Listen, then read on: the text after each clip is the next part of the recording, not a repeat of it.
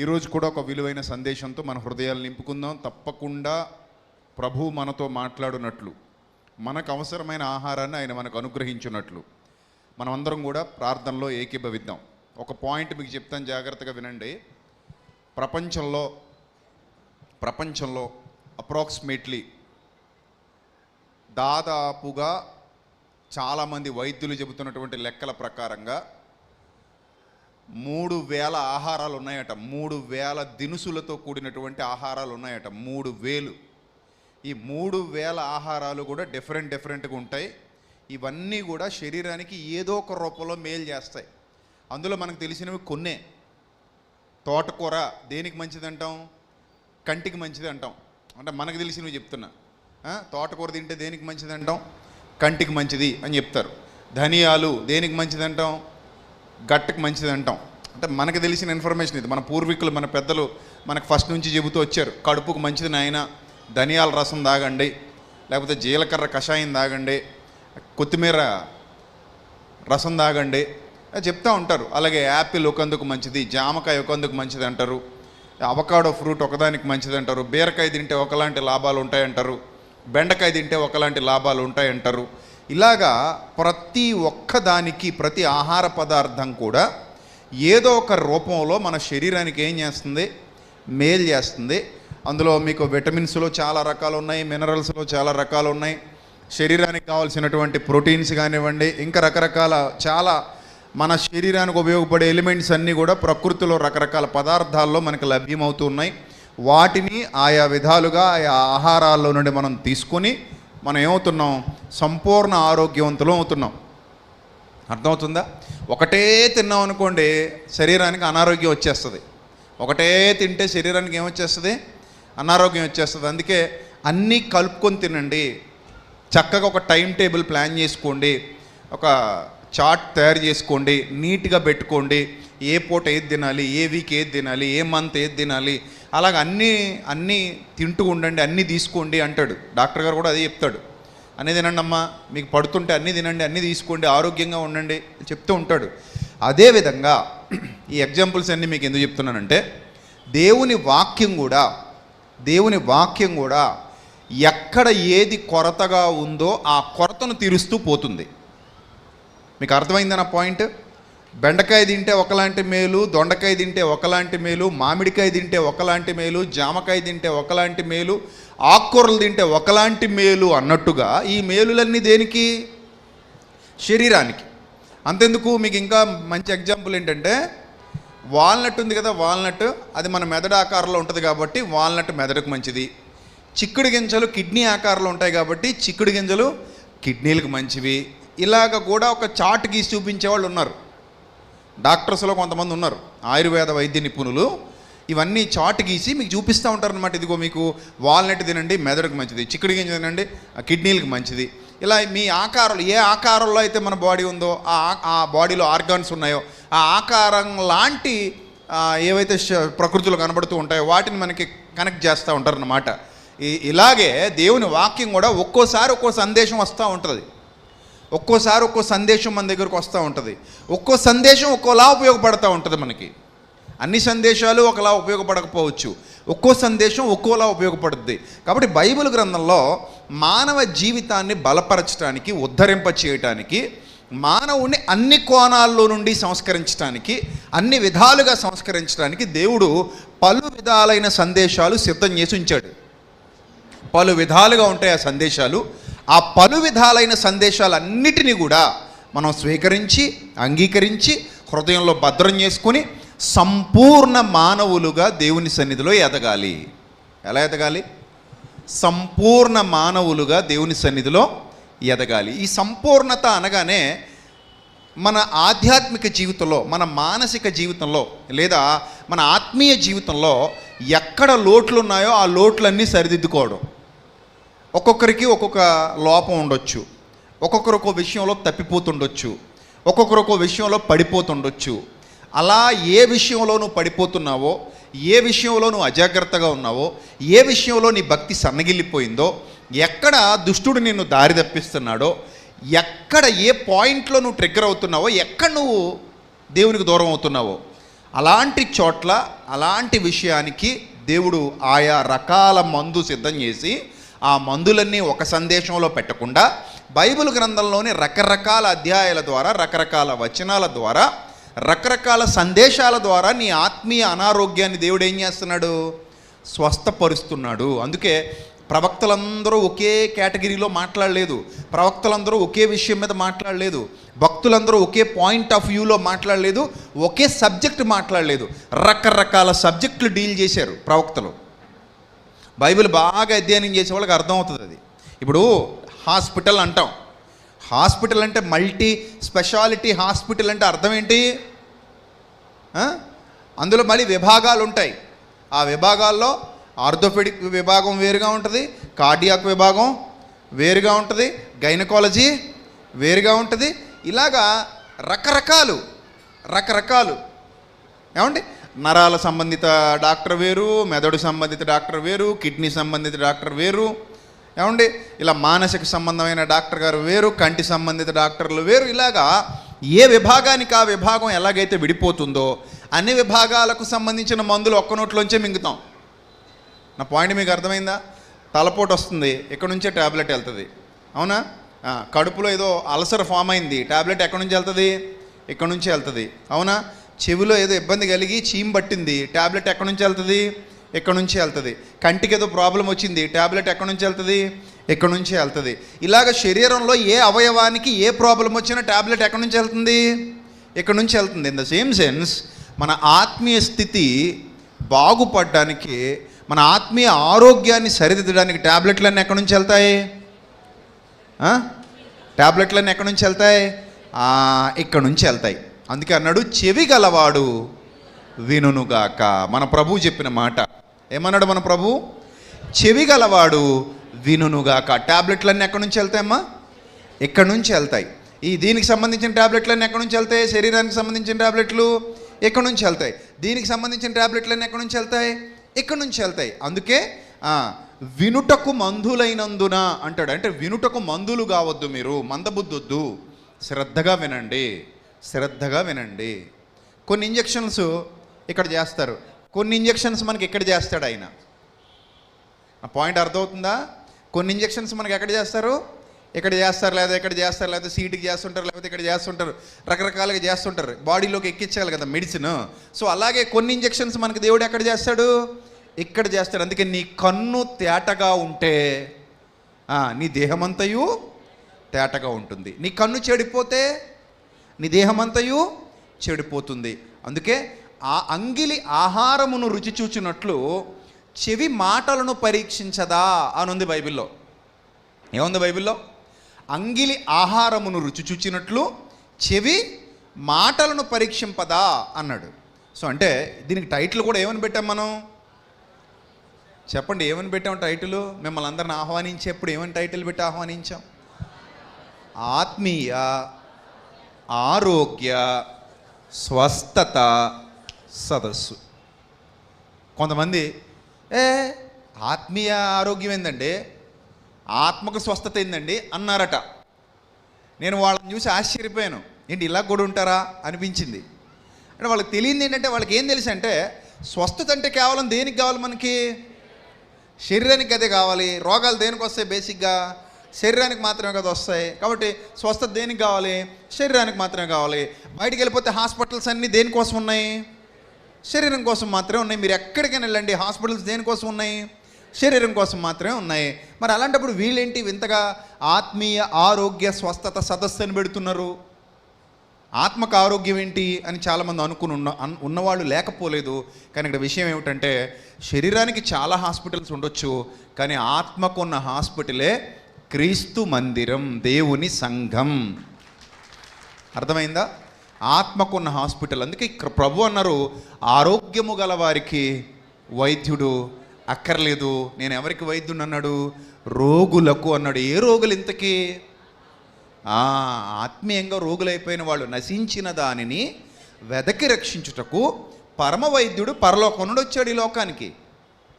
మీరు అనుకోవచ్చు, పక్షవాతం గల వాళ్ళకే ప్రభు కావాలండి, గుడ్డి వాళ్ళకే ప్రభు కావాలండి, కుంటి వాళ్ళకే ప్రభు కావాలండి, మోగవాళ్ళకే ప్రభు కావాలండి, మరి జక్కయ్య లాంటి ఆత్మరోగులకి ప్రభు అక్కర్లేదా? చెప్పండి. జక్కయ్యకి ఏమైనా శరీరానికి ఏమైనా రోగాలు ఉన్నాయా? ఉన్నాయా? కుంటోడా, గుడ్డోడా, మూగోడా, నత్తోడా, అవిటివాడా? మరి ఎవడున్నా జక్కయ్య అంటే? ఆత్మరోగి. ఆ ఆత్మరోగికి వైద్యం చేయడానికి చెట్టు దగ్గరికి వెళ్ళి, మరి జక్కయ్య దిగిరా నాయనా, నీకు వైద్యం చేయడానికి వచ్చాను అంతే. ఆ మాటలోని భావం. ఎందుకు వచ్చాను నేను? నీకు వైద్యం చేయడానికి వచ్చాను. నా దృష్టిలోని ఒక రోగివి, ఆత్మరోగివి.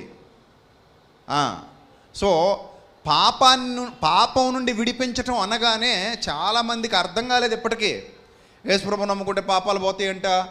చాలామంది మూర్ఖులు మాట్లాడుతుంటారు, మనల్ని నిందించడానికి మాట్లాడుతుంటారు. వీళ్ళు యేసుప్రభువు నమ్ముకుంటేనంట పాపాలు పోతాయంట, ఆయన పాపాలు తీసేసేవాడు దేవుడు ఎట్ట అవుతాడు అని అడుగుతున్నాడు ఒక ఆయన. అంటే వాళ్ళ దృష్టిలో ఏంటి? పాపం చేసిన వాడిని ఏం చేయాలి? చంపేయాలని. నేను అన్నాను ఒకసారి, ఒకళ్ళ పాపం చేయని చంపేయాలంటే కనుక ముందు నిన్నే చంపేయాలరా బిడ్డ. ఎందుకంటే నువ్వు కూడా ఆయన దృష్టిలో పాపివే. నీతిమంతుడు లేడు, ఒక్కడును లేడు, అందరూ పాపము చేసి దేవుడు అనుగ్రహించు మహిమను పొందలేకపోయారు. పాపులందరినీ చంపుకుంటూ పోవాలనుకుంటే ముందు వరుసలో నువ్వే ఉంటావేమో చూసుకో. అందుకే దేవుడు చంపాలి అనుకోలేదు, స్వస్థపరచాలి అనుకున్నాడు. చంపుకుంటావా, స్వస్థపరుస్తావా? ఏది బెటర్? మీ పిల్లలు ఉన్నారు, తప్పు చేయకుండానే ఉన్నారా మీ పిల్లలు? ఏ విషయంలోనూ మా పిల్లాడు కానీ మా అమ్మాయి కానీ ఎప్పుడూ ఏ తప్పు చేయలేదని ఏ తల్లిదండ్రులైనా చెప్పగలరా? చెప్పలేరే. వాళ్ళ పిల్లలు ఏదో ఒక విషయంలో ఏదో ఒక విధంగా పడిపోయి ఉండొచ్చు. అలాంటి సిచ్యువేషన్లో తప్పకుండా తల్లిదండ్రులు ఏం చేస్తారు? వాళ్ళను సరిదిద్దుకోవాలని చూస్తారు తప్ప చంపేసుకోవాలని చూడరు. ఏమో రైట్ ఆర్ రాంగ్? మీరే చెప్పండి. తల్లిదండ్రులు సరిదిద్దుకోవాలనుకుంటారా, చంపేసుకోవాలనుకుంటారా? కదా, సరిదిద్దుకోవాలని అనుకుంటారు. ఎన్నిసార్లు సరిదిద్దాలనుకుంటారు? అమ్మో మీ ప్రేమ ఎంత ఉందో వాళ్ళ మీద అన్నిసార్లు సరిదిద్దాలనుకుంటారు. వాళ్ళ మీద మీ ప్రేమ ఎంత ఉందో అన్నిసార్లు మార్చాలనుకుంటారు. వాళ్ళ మీద మీ ప్రేమ ఎంత ఉందో అన్నిసార్లు బాగు చేయాలనుకుంటారు. అన్నిసార్లు క్షమించాలనుకుంటారు. అన్నిసార్లు మన్నించాలనుకుంటారు. తల్లిదండ్రులుగా ఇది మీ ప్రేమ అయితే, శరీర సంబంధమైన తల్లిదండ్రులుగా ఇది మీ ప్రేమ అయితే, పరలోకపు తండ్రి ప్రేమను మీరు ఎలా క్యాలిక్యులేట్ చేస్తారు చెప్పండి? ఇప్పుడు మీతో సమానంగానా, మీకంటే ఎక్కువగానా? ఎలా క్యాలిక్యులేట్ చేస్తారు? మీకంటే ఎక్కువగా అంటే బహు ఎక్కువగా, చాలా ఎక్కువగా క్యాలిక్యులేట్ చేస్తారు. మరి అలాంటప్పుడు పరలోకపు తండ్రి కూడా క్షమించి మార్చుకొని మంచిగా నిలబెట్టుకోవాలనుకుంటాడు తప్ప చంపేసుకోవాలనుకోడు. చంపేసుకుంటే ఏమొస్తుంది చెప్పండి? సౌలు ఉన్నాడు, చాలా దుర్మార్గంగా ఉన్నాడు, అందరిని చంపుతున్నాడు, అని చంపాలనుకుంటున్నాడు, హింసిస్తున్నాడు, దూషిస్తున్నాడు, హాని చేస్తున్నాడు. ఇలాంటి దౌర్భాగ్యకరమైన దుస్థితిలో సౌలు ఉన్నాడు. ఇప్పుడు సౌలును చంపేస్తే మనకు మేలు జరిగిందా? సౌలును మార్చినందువల్ల మనకు ఎక్కువ మేలు జరిగిందా? మీరు చెప్పండి. మార్చినందువల్ల అంటే మన భాషలో స్వస్థపరిచినందువల్ల. సౌలుని ఏ విధంగా స్వస్థపరిచాడు దేవుడు? శరీరానికి ఇచ్చాడా స్వస్థత? దేనికి ఇచ్చాడు?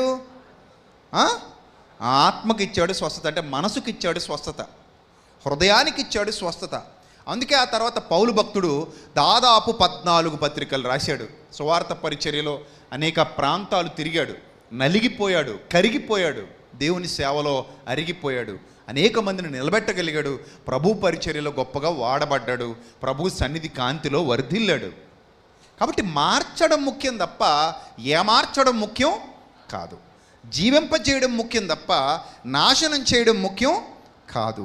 బాగు చేయడం ముఖ్యం తప్ప పాతి పెట్టడం ముఖ్యం కాదు. కాబట్టి దేవుడు మనిషిని మార్చాలి అనుకున్నాడు. ఇప్పుడు మార్చటం అనే ప్రాసెస్లో మీరు అనుకోవచ్చు, అంటే 1 డేలో మనిషి మారిపోతాడా? ఆన్ ద స్పాట్లో మనిషి మారిపోతాడా? వెంటనే పరిపూర్ణుడైపోతాడా? వెంటనే సంపూర్ణంగా తయారైపోతాడా? వెంటనే దేవుడికి కావాల్సిన ఆకృతి అతని జీవితంలో అంతరంగంలో వచ్చేస్తుందా? రాదు. కానీ ప్రాసెస్ స్టార్ట్ అయిపోద్ది. అంటే అర్థం ఏంటంటే, బ్యాప్టిజం తీసుకోవడం ద్వారా హాస్పిటల్లో జాయిన్ అయిపోయినట్టు లెక్క. ఎప్పుడైతే హాస్పిటల్లో జాయిన్ అయిపోయాడో, ప్రభువుకు తనను తాను సమర్పించుకున్నాడో, ప్రభువుకు తనను తాను అప్పగించుకున్నాడో, ఎప్పుడైతే దేవుని సన్నిధిలోకి వచ్చి నిలబడ్డాడో, ఇక మీదట దేవుడు పలు విధాలైన మందులు అతని హృదయంలోనికి పంపిస్తాడనమాట. ఎలాగా ఇలాగా వినుట వలన విశ్వాసము కలుగును పంపిస్తూ ఉంటాడు. అలా పంపిస్తూ ఉంటే ఒక్కో రోగం అతనిలో నుండి వెళ్ళిపోయి పరిపూర్ణత అనే స్థితికి ఒకానొక దినాన్ని ఎదుగుతాడు. ఇది జరగాలి అంటే ఒక ప్రాసెస్ నడవాలి. హాస్పిటల్కి వెళ్ళగానే ఇంత పొడుగు చీటీ రాస్తాడు, అందులో ఊ మా రా అంటాడు. ఊ మా రా అంటే ఏంటి? ఉదయం, మధ్యాహ్నం, రాత్రి. అందులో ఒకసారి ఊ మా సారా కూడా ఉంటుంది, అంటే సాయంత్రం అని. అంటే ఉదయం, మధ్యాహ్నం, సాయంత్రం, రాత్రి. ఈ టాబ్లెట్లు ఎన్ని రోజులు వాడాలి అనే దానికి రోగ తీవ్రత మీద ఆధారపడి ఉంటుంది. ఒక్కొక్కరిని 10 రోజులు వాడమంటారు, ఒక్కొక్కరిని నెల రోజులు వాడమంటారు, ఒక్కొక్కరిని 6 నెలలు వాడమంటారు, ఒక్కొక్కరిని సంవత్సరాల తరబడి వాడమంటారు. అంటే వాళ్ళ యొక్క రోగం యొక్క తీవ్రత అధికంగా ఉంటే ఆ రోగ తీవ్రతను బట్టి వాళ్ళు వాడేటువంటి మందులు ఆధారపడి ఉంటాయి. కొరింథీయులకు రాసిన 2వ పత్రిక 7వ అధ్యాయం 1వ వచనం ఒకసారి చదవండి. కొరింథీయులకు రాసిన 2వ పత్రిక 7వ అధ్యాయము 1వ వచనం ఒకసారి చదవాలి.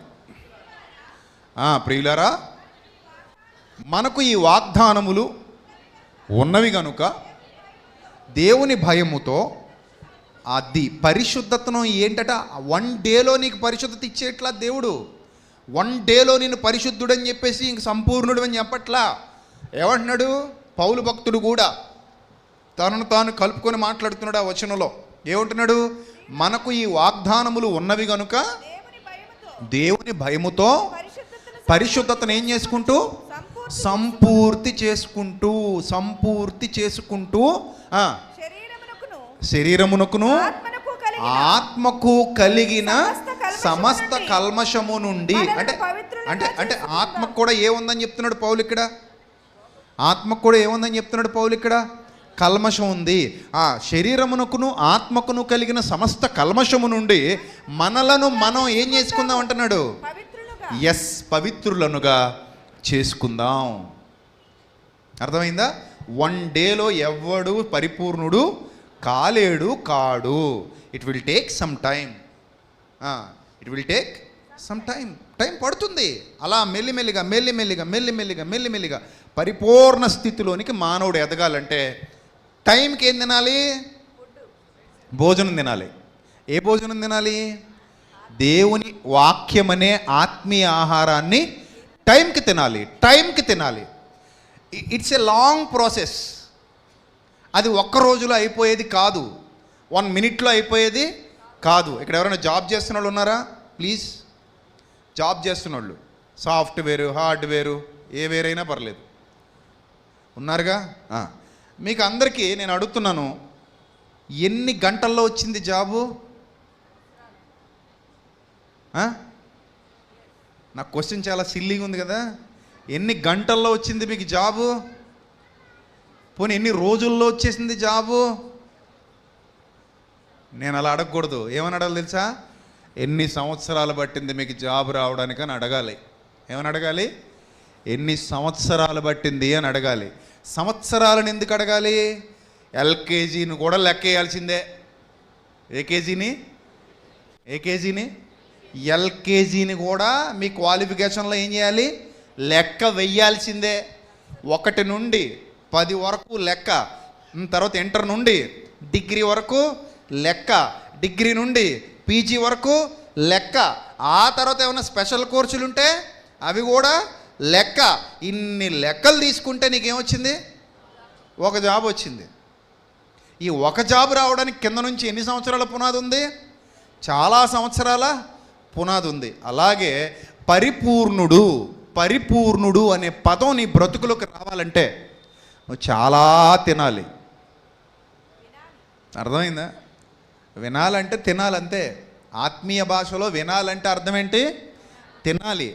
క్షయమైన ఆహారము కొరకు కష్టపడకుడి కానీ నిత్య జీవము కలుగజేయు అక్షయమైన ఆహారము కొరకే కష్టపడండి అన్నాడు యోహాను సువార్తలో మన ప్రభువు. కాబట్టి ఇప్పుడు చెప్పండి, ఆత్మీయ ఆరోగ్యం అవసరమా కాదా? అసలు అదే అవసరం. అన్ని ఆరోగ్యాల కంటే గొప్ప ఆరోగ్యం ఏది, గొప్ప మహాభాగ్యం ఏది? ఆత్మీయ ఆరోగ్యం. ఎందుకో చెప్పనా? సడన్గా ఇప్పుడు నువ్వు చచ్చిపోయావు అనుకో, నువ్వు ఎక్కడ పోవాలి? తండ్రి సన్నిధికి వెళ్ళాలి, అంటే నిత్య జీవానికి వెళ్ళాలి, అంటే పరలోకానికి వెళ్ళాలి. పరలోకానికి వెళ్ళాలంటే అర్హత ఏది? ఆత్మీయ ఆరోగ్యం. ఆత్మీయంగా ఆరోగ్యంగా ఉన్న వాళ్ళు ఎక్కడికి వెళ్తారు? పరలోకం వెళ్తారు. ఆత్మీయంగా అనారోగ్యంగా ఉన్న వాళ్ళు ఎక్కడికి వెళ్తారు? నరకానికి పోతారు. అది బైబిల్ చెప్తోంది, నేను చెప్పట్లా. సో కాబట్టి ఈ ప్రాసెస్ అంతా దేనికోసం అంటే మిమ్మల్ని ఆత్మీయంగా ఆరోగ్యంగా ఉంచడానికి. అందుకే మీకు దేవుని వాక్యం ప్రకటించబడాలి. ప్రకటించువారు పంపబడని ఎడల వారిట్లు ప్రకటించుదురు. అందుకే సువార్త ప్రకటించవలసిన భారము మన మీద మోపబడి ఉన్నది. అయ్యో సువార్తను ప్రకటింపకపోయిన ఎడల నాకు శ్రమ అన్నాడు. అదే క్రైస్తవుడి యొక్క బాధ్యత. నిన్ను వలే నీ పొరుగువానిని ప్రేమించు. ప్రేమించంటే అర్థం ఏంటి? నువ్వు సంపాదించుకుంటున్న జ్ఞానాన్ని నీ తోటి సహోదరులకు కూడా పంచిపెట్టాలి. అందుకే పౌలు అన్నాడు, సువార్తను ప్రకటించండి. సువార్తను ప్రకటింపవలసిన భారము మీ మీద, మీ బిడ్డల మీద, మీ కుటుంబాల మీద మోపబడి ఉంది. బాప్తిస్మం పొందిన ప్రతి క్రైస్తవుడు ఈ భారాన్ని మొయ్యాలి. అర్థమైందా? అందుకే ఈ సభల నిర్వహణ జరుగుతోంది. ఈ సభల నిర్వహణ వెనక చాలామంది పిల్లల కష్టం ఉంది. ఈ పిల్లలందరూ కూడా క్రీస్తు సంబంధులు, క్రీస్తు యోధులు. ప్రతి నెల వాళ్ళ కష్టార్జితాన్ని ఇక్కడ ఉన్న మీ అందరి కోసం ఖర్చు చేస్తున్నారు.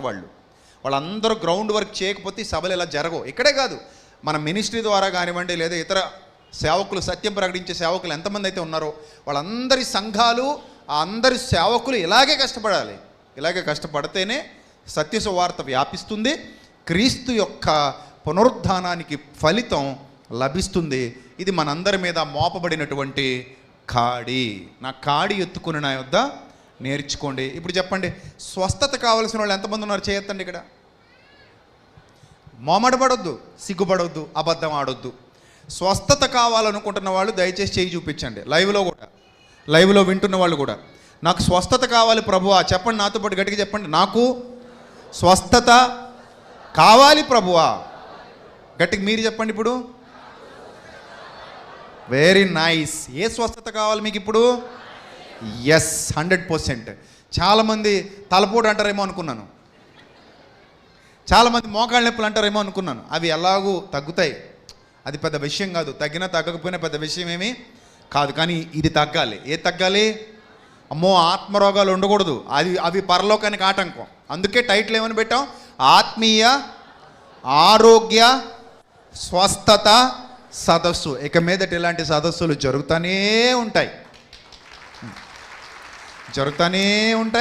మీరు స్వస్థత పొందుతూనే ఉంటారు. మీరు ఇంకా స్వస్థత ఏమవ్వాలి? పొందుతూనే ఉండాలి. ఇంకా చాలా స్వస్థతలు కావాలి మీకు. 1 కాదు 2 కాదు. మీకు తెలిసిపోతుంది. మిమ్మల్ని మీరు అడగండి, కావాలంటే మీ మనస్సును అడగండి. మనసా నీకు ఎన్ని రకాల స్వస్థతలు కావాలి అని అడగండి, అది చెప్తుంది. చాలా విషయాల్లో నీకు స్వస్థత కావాలి. అవునా? ఒక్కొక్కళ్ళని చూడండి, సరదాగా ఏమయ్యా నీకు ఏంటి, ఏమైనా ప్రాబ్లమ్స్ ఉన్నాయంటే ఏమి లేవని అడగండి అంటాడంట. ఏమేమి ఉన్నాయేంటి అనగానే వాళ్ళు చెప్తారు, థైరాయిడ్ ఉందండి, షుగర్ ఉంది, బీపీ ఉంది, మోకాళ్ళ నొప్పులు ఉన్నాయి, కళ్ళు సరిగ్గా కనబడవు, పళ్ళేమో పుచ్చిపోయినాయి, చెవులు సరిగ్గా వినబడవు, జుట్టు రాలిపోతుంది, డాక్టర్ గారు రక్తహీనత అన్నారు, విటమిన్ల లోపం కూడా ఉందట, కూర్చుంటే లేవలేకపోతున్నాను, లేస్తే కూర్చోలేకపోతున్నాను, కాల్షియం తగ్గిపోయిందట. మరి నాయన ఇంకేమున్నారా నాయన అంటే ఇంకా చాలా ఉన్నాయి, నువ్వు వింటావా అంటాడు. అంటే వినడానికి కూడా మనకు ఓపిక లేనన్ని రోగాలు ఉన్నవాళ్ళు సమాజంలో ఉన్నారా లేదా? ఉన్నారా? అలాగే అవేమో కనిపించిపోతున్నాయి. కనిపించని రోగాలు కూడా మానవుల్లో చాలానే ఉన్నాయి. మరి అవి తగ్గాలా వద్దా? చెప్పండి, అవి తగ్గాలా వద్దా? తగ్గాలి. అదే నేను మీకు చూపిస్తున్నాను బైబిల్లో. హింసకుడు పౌలు, దోషకుడు పౌలు, హానికరుడు పౌలు. అతనిలో హింసకుడు అనే స్వభావం పోయింది, దోషకుడు అనే స్వభావం పోయింది, హానికరుడు అనే స్వభావం పోయింది. నేను అంటాను తెగించి, యేసు ప్రభు సౌలును స్వస్థపరిచాడు అంటాను. మీరేమంటారు? ఎస్ అంటారు, నో అంటారా? చెప్పండి, ఏమంటారు?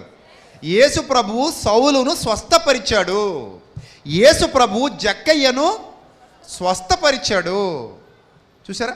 యేసు ప్రభువు శిలువ మీద ఉన్న దొంగను స్వస్థపరిచాడు. అందుకే దొంగ అంటున్నాడు, ప్రభువా నీవు నీ రాజ్యముతో కూడా వచ్చినప్పుడు నన్ను జ్ఞాపకం చేసుకో. ఎంత గొప్ప స్వస్థత వచ్చిందండి అబ్బాయికి,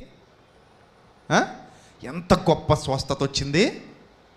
అసలు మేకుల మీద వేలాడుతున్నప్పుడు, రక్తం కారిపోతున్నప్పుడు, అతని కాళ్ళకు కూడా మేకులు ఉన్నాయి. సేమ్ యేసుప్రభుకి వేసినట్టు వేశారు, డిట్టో. యేసుప్రభుకి ఎన్ని మేకులు కొట్టారో దొంగలకు కూడా అన్ని మేకులు కొట్టారు. యేసుప్రభుని ఎలా చిత్రవదలకు గురి చేశారో అలాగే దొంగలను కూడా చిత్రవదలకు గురి చేస్తున్నారు. యేసుప్రభు వారు ఎలా వేలాడుతున్నారో అలాగే ఆ దొంగ కూడా వేలాడుతున్నాడు. శరీర సంబంధమైన ఆలోచన ఉన్నవాడైతే ఏమని అడగాలో తెలుసా? ప్రభువా ఈ మేకులు బాగా తట్టుకోలేకపోతున్నాను తీసి అనాలి. ఈ కాళ్ళకున్న మేకులు బాగా తట్టుకోలేకపోతున్నాను తీసి అనాలి. లేకపోతే కొరడాలతో గట్టి కొట్టారు ప్రభా, రక్తం గారిపోతుంది, గాయాలైపోయి స్వస్థపరిచి అనాలి. అలాగే ఏమనట్లేదట, నేను ఎలాగూ చచ్చిపోతాను, నీతో పాటు చచ్చిపోతాను, నీవు నీ రాజ్యముతో కూడా వచ్చినప్పుడు నన్ను జ్ఞాపకం చేసుకో ప్రభు అని అడిగాడంటే వాట్ ఏ వండర్ఫుల్ టెస్ట్ అనేది. మీరు బాగా ఆలోచించండి, ఎంత అద్భుతమైన సాక్ష్యం అది. అది కదా మన జీవితాల్లో ఉండాలి, అది కదా ఉండాలి. శరీరం అనగా రోగాలు వస్తుంటాయి, ఎందుకంటే బోలెడన్ని ఉన్నాయి మన చుట్టూత, క్రిములు, బ్యాక్టీరియా, చెత్త చెదారం మనమే పోగేసాం. తినే తిండి కల్తీ చేసాం, తినే నూనెలు కల్తీ చేసాం, పాలు కల్తీ చేసాం, నీళ్లు కల్తీ చేసాం, చివరికి గాలి కూడా ఏం చేసాం, కల్తీ చేసాం. కల్తీ లేనిది ఏముంది చెప్పండి ఇక్కడ? ఏమీ లేవు. ఒకట తల్లిపాలు కల్తీ లేవండి, తల్లిపాలలో కూడా కల్తీలు వస్తున్నాయి. ఎలాగా? తల్లి ఆరోగ్యం కల్తీ అయితే పాలు కూడా ఏమైనట్టు? కల్తీ అయినట్టే కదా. ఇప్పుడు తల్లి ఏమైనా పూర్వకాలపు తల్లుల్లాగా ఏమైనా ఆరోగ్యంగా ఉంటున్నారా? వీళ్ళు కూడా కల్తీ. కొబ్బరి నీళ్ళు కూడా కల్తీ, చెట్లకి చేస్తున్నారట ఇంజక్షన్లు. ఇంక ఇన్ని కల్తీల మధ్యలో రోగాలు వస్తాయా, ఆరోగ్యం వస్తుందా? చెప్పండి. హైదరాబాద్లో కాలుష్యం ఎక్కువ తక్కువ? మన పల్లెల్లో ఉన్నంత ప్రశాంతత ఉంటుందట ఇక్కడ, అంత స్వచ్ఛమైన గాలి దొరుకుతుందట ఇక్కడ. అబ్బే పాలు, స్వచ్ఛమైన పాలు దొరుకుతాయి మీకు ఇక్కడ. ప్యాకెట్ పాలు, అన్ని ప్యాకెట్లే, పౌడర్లు, ప్యాకెట్లు. అందుకే ఫీడ్ అయిపోతున్నారు మనుషులు కదా. మన పల్లెల్లో అయితే స్వచ్ఛమైన పాలు దొరుకుతాయి, ఇక్కడ దొరకవు. ఇక్కడంతా మోసం, కల్తీ, అన్ని కల్తీ కదా. తిండి కల్తీ, నూనె కల్తీ, రంగులు రంగులు రంగులు. అంటే రోగాలు వస్తాయా రావా చెప్పండి? ఇప్పుడు వస్తాయి. నేను అనేది ఏంటంటే, దీనికి ఎన్ని రోగాలు వచ్చాయి, ఎన్ని తగ్గాయి అది కాదు ఇంపార్టెంట్, దీని లోపల ఉన్న ఎన్ని రోగాలు తగ్గాయి అది ఇంపార్టెంట్. మగ్దలేని మరియా 7 దెయ్యాలు పట్టిందట, 7 దెయ్యాలు తీసేసాడట ప్రభు. అంటే ఏం చేశాడు ఆమెని చెప్పండి? ఏం చేశాడు ఆమెని? స్వస్థపరిచాడు. అలాంటి స్వస్థత మీ అందరికీ దేవుడు అనుగ్రహించును గాక. అది కావాలి, కోరుకోండి బలంగా. తండ్రి నన్ను స్వస్థపరచు, అడగండి. తండ్రి చెప్పండి నాతో పాటు, తండ్రి నన్ను సంపూర్ణంగా స్వస్థపరచు తండ్రి. అలాగే అడగండి, ప్రతిరోజు అడగండి. ప్రభువా నన్ను సంపూర్ణంగా స్వస్థపరచు తండ్రి. వినగలిగే చెవులి ప్రభువా, చూడగలిగే కనులి ప్రభువా, వినగలిగే చెవులి ప్రభువా, చూడగలిగే కనులి ప్రభువా, నన్ను స్వస్థపరచు తండ్రి. వినుటకు నా చెవులు మందం కాకూడదు, చూచుటకు నా కనులు మూసుకుపోకూడదు, నా హృదయం కొవ్విపోకూడదు. నేను బాగుపడాలి, సంపూర్ణంగా నేను బాగుపడాలి. నీ దీవెన ఆశీర్వాదాలన్నీ నా సొంతం కావాలి. ఆత్మీయంగా నేను అభివృద్ధి పొందాలి, ఉన్నతమైన స్థితిలో నేను నిలబడగలగాలి, ఉన్నతమైన నీ వాగ్దానాలను నేను సొంతం చేసుకోవాలి, నా కుటుంబం వర్ధిల్లాలి, నేను వర్ధిల్లాలి. సంపూర్ణ మారు మనస్సు, సంపూర్ణ విధేయత, సంపూర్ణ నిశ్చయత మా బ్రతుకుల్లో కనబడాలి తండ్రి అని మీరు అడగగలిగే ప్రార్థనా జీవితం మీ అందరి జీవితాలలో కనబడాలి. అప్పుడు మీరు ఒక మెట్టు ఎక్కినట్టు లెక్క. అర్థమైందా? రైట్. ఒకసారి అందరు లేచి నిలబడి చిన్న ప్రార్థన చేసుకుందాం. ఇదంతా ఇంట్రడక్షనే టైటిల్కి. చిన్న ప్రార్థన చేసుకుందాం. అందరూ కూడా నాతో పాటు ప్రార్థనలు ఏకీభవించండి, ప్రార్థిద్దాం. రైట్. ప్రార్థన. మహాపరిశుద్ధుడు అయిన మా కన్న తండ్రి, మహోన్నతుడ, దయగల దేవ, కృపగల ప్రభువ, మీ పవిత్ర నామానికి స్తుతులు స్తోత్రాలు చెల్లిస్తున్నాం తండ్రి. ఇంతవరకు విలువైన మీ మాటలు మీ పిల్లల హృదయాల్లో తండ్రి నాటడానికి మీరు సహాయం చేస్తూ వస్తున్నారు. ఈ రాత్రి వేళ కూడా ఈ హైదరాబాద్ నగరంలో ప్రభా అనేక మంది పిల్లలు ఇక్కడ వరకు వచ్చారు. నా అక్క చెల్లెమ్మలను, అన్నదమ్ములను జ్ఞాపకం చేసుకోండి, మీ కృపలో బలపరచండి, భద్రపరచండి. మీ సత్యవాక్యము ద్వారా వారి హృదయాలు వెలిగించండి, ఆరిపోతున్న దీపాలను వెలిగించండి, పాడైపోతున్న పురములను బాగు చేయండి తండ్రి. శక్తితో నింపండి, బలముతో నింపండి. మీ సన్నిధి కాంతి పిల్లలందరి మీద ప్రకాశింపచేయండి తండ్రి. మీ నామ మహిమార్థమై వారు జీవించున్నట్లు, మీ నామాన్ని మహిమపరిచే గుంపులో వారు ఎల్లప్పుడూ ఉండునట్లు, ప్రభా పరలోకానికి దగ్గరగా ఉండునట్లు ప్రభా మీ పిల్లల్ని సరిదిద్దండి. ప్రభా మీ రాజ్యమునకు సమీపంగా మేము ఎల్లప్పుడూ ఉండాలి, మీకు సమీపంగా మేము ఎల్లప్పుడూ ఉండాలి. మీ దీవెనాశీర్వాదాలు మా సొంతం కావాలి. ఆత్మ సంబంధంగా మేము బహుగా ఫలించాలి. అలాంటి పదునైన ప్రభు బలమైన భూమిగా మీ బిడ్డల హృదయాలను మార్చమని వేడుకుంటున్నాం. ఈ రాత్రి వేళ వెత్తబడుతున్నటువంటి వాక్యం మీ పిల్లల హృదయాల్లో మరింతగా ఫలించి అభివృద్ధిని అనుగ్రహించి ప్రభు వారి కుటుంబాలు, వారి బిడ్డలు వారు దీవించబడినట్లు, సంస్కరింపబడినట్లు మీ సహాయ సహకారాలు అనుగ్రహించమని యేసుక్రీస్తు ప్రభు వారి దివ్య నామంలో ఈ ప్రార్థన మనవులు సమర్పించి మీ ఆత్మ సహాయమును కోరుతూ మీ వద్ద నుండి జవాబు పొందుకుంటున్నాను మా కన్న తండ్రి. ఆమెన్. కూర్చోండి దయచేసి. ప్రియులరా, ఇంట్రడక్షన్ చక్కగా విన్నారు. మీకు అర్థమైపోయింది మన ఆత్మీయ స్థితి బాగుపడాలని, మనకి చక్కటి మందు కావాలని, ఈ మందు మనందరం ఏం చేయాలని? మింగాలని. మందు మింగితేనే మనకేం వస్తుంది? స్వస్థత వస్తుంది. అందుకే వైద్యులుగా వెళ్ళండి అన్నాడు ప్రభు. ఎలా వెళ్ళాలి సమాజంలోనికి? వైద్యులు. నేను కూడా చెప్తూ ఉంటాను, ఆమె డాక్టర్. ఏ డాక్టర్? ఎంబీబీఎస్ ఎఫ్ఆర్సిఎస్ లండన్ కాదు. ఏ డాక్టర్? వాక్యం అనే వైద్యం చేసే ఆత్మ సంబంధమైన దేవుని సన్నిధిలో పనిచేసే డాక్టర్ని నేను. ఆ డాక్టర్ అనమాట మంది. ఈ డాక్టర్ కాదు. ఈ డాక్టర్ వేరు, ఈ డాక్టర్ వేరు.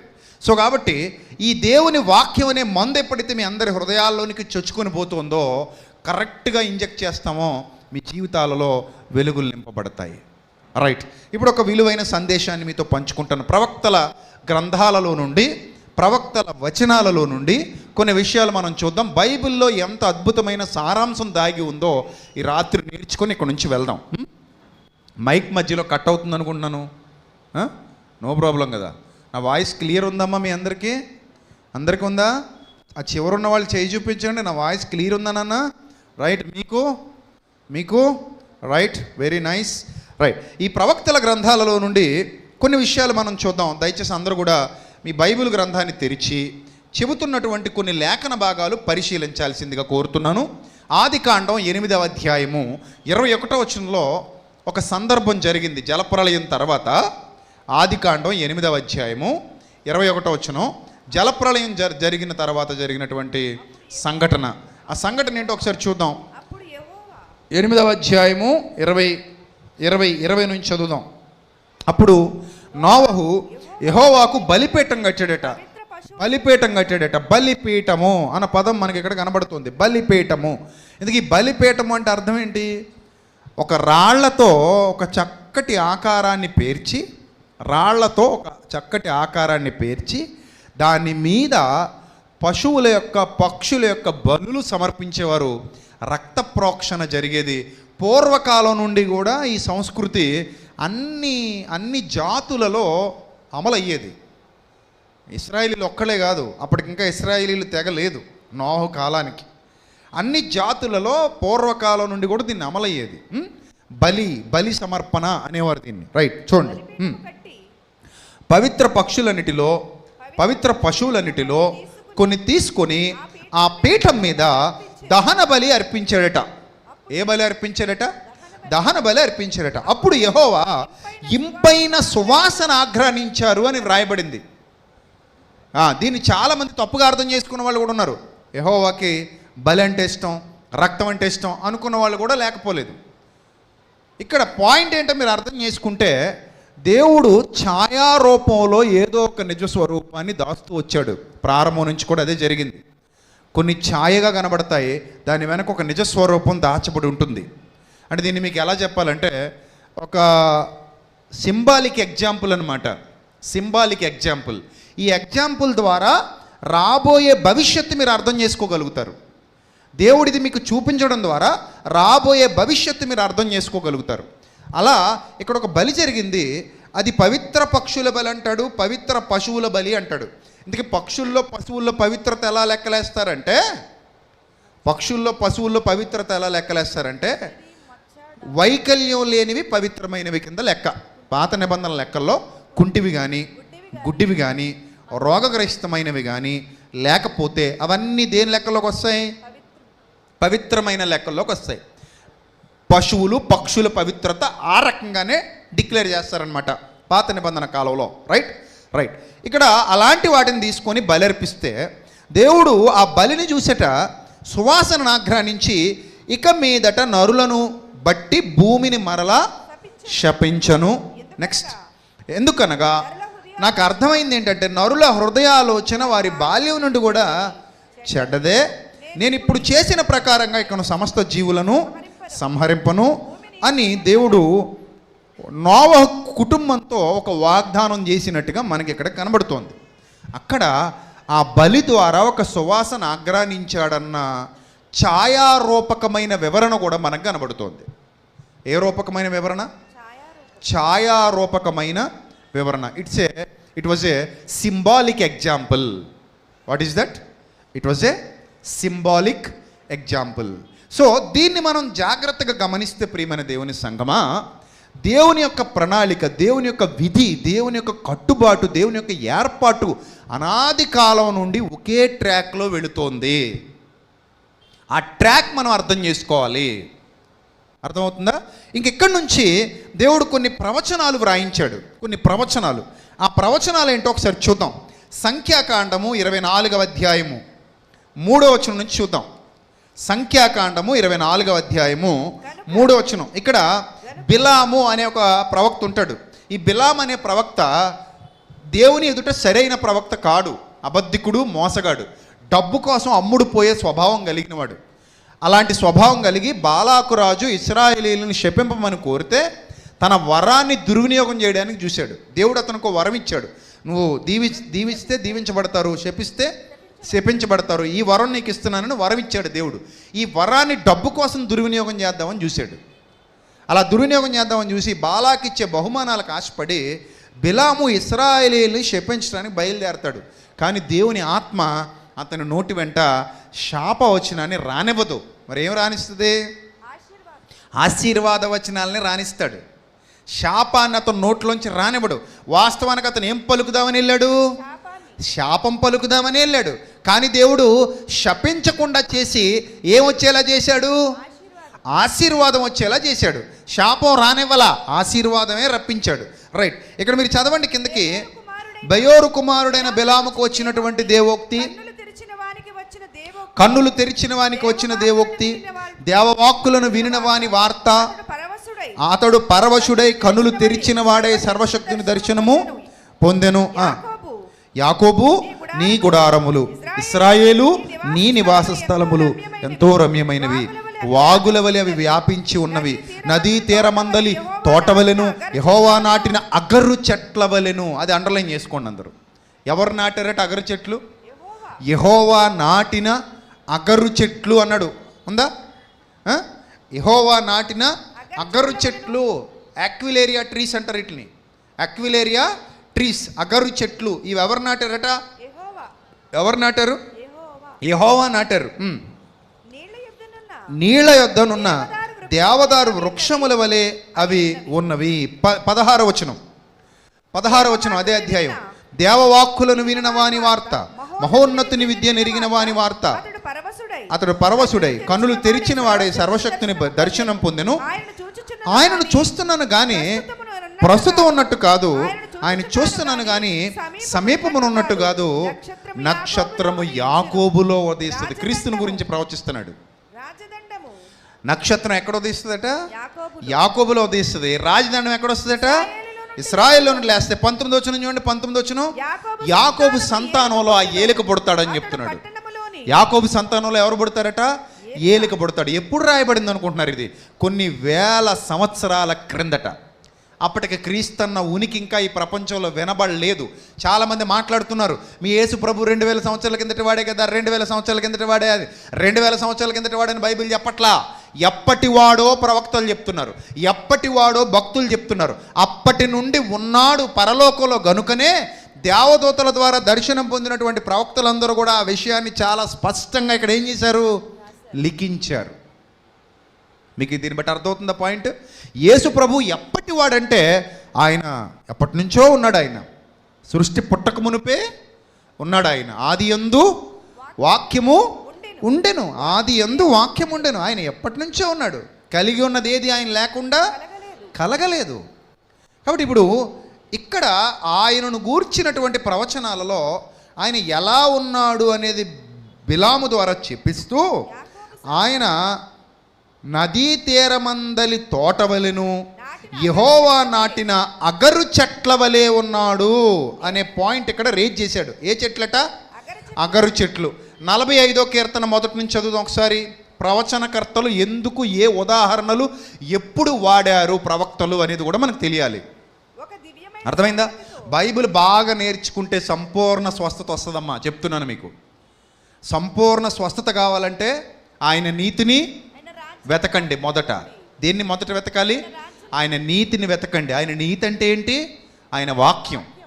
ఎవరు ఆయన నీతిని వెతుకుతారో, ఎవరు ఆయన రాజ్యాన్ని వెతుకుతారో వారికి సమస్తము ఏం చేస్తాడట? అనుగ్రహిస్తాడు. మొదట నా నీతిని, నా రాజ్యాన్ని వెతకండి, అవన్నీ మీకు అనుగ్రహింపబడును. అవన్నీ మీకు అనుగ్రహింపబడును. మీకు ఏది అనుగ్రహింపబడాలన్న ప్రియమైన దేవుని ప్రజలారా, ఆయన నీతిని వెతకండి. నెక్స్ట్ ఆయన రాజ్యాన్ని వెతకండి. ఈ రెండు వెతికితేనే ఆయన దగ్గర నుంచి మీకు ఏదైనా దొరుకుతాయి. నీతి అనగానే దేవుని మాట. దేవుని మాట ద్వారానే మనం నీతిమంతులం అవుతాం. మన స్వతహాగా మనం ఎప్పటికీ నీతిమంతులం కాలేము, మన వల్ల కాదది. ఆయన కృప ద్వారానే మనం నీతిమంతులం అవ్వాలి. ఆయన దయ వల్లే మనం నీతిమంతులం అవ్వాలి. ఆయన ఉచితమైన కృప ద్వారా మనల్ని ఎలా చేస్తాడు? నీతిమంతులుగా చేయువాడు దేవుడే. రైట్. ఇప్పుడు చదువుదాం చూడండి. కీర్తన 45 మొదటి వచనం. ఒక దివ్యమైన సంగతితో నా హృదయము బహుగా ఉప్పొంగుచున్నది. ఏంటా దివ్యమైన సంగతి? ఇంతకీ ఏంటా దివ్యమైన సంగతి? నేను రాజును గూర్చి రచించిన దాన్ని పలికెదను. ఇంతకీ ఇక్కడ రాజు అనగానే దావీదు కాదు, రాజు అనగానే ఇంకెవరో కాదు. ఇక్కడ రాజు అనగానే ఎవరు? రాబోతున్న రాజులకు రాజు. ఆ రాజు పేరు యేసుక్రీస్తు. ఆయనను గూర్చి కీర్తనకారుడు ఇక్కడ రాస్తున్నాడు. ఏమని రాస్తున్నాడు? కోరహు కుమారులు రచించినటువంటి దైవ ధ్యానం ఇది. చదవండి.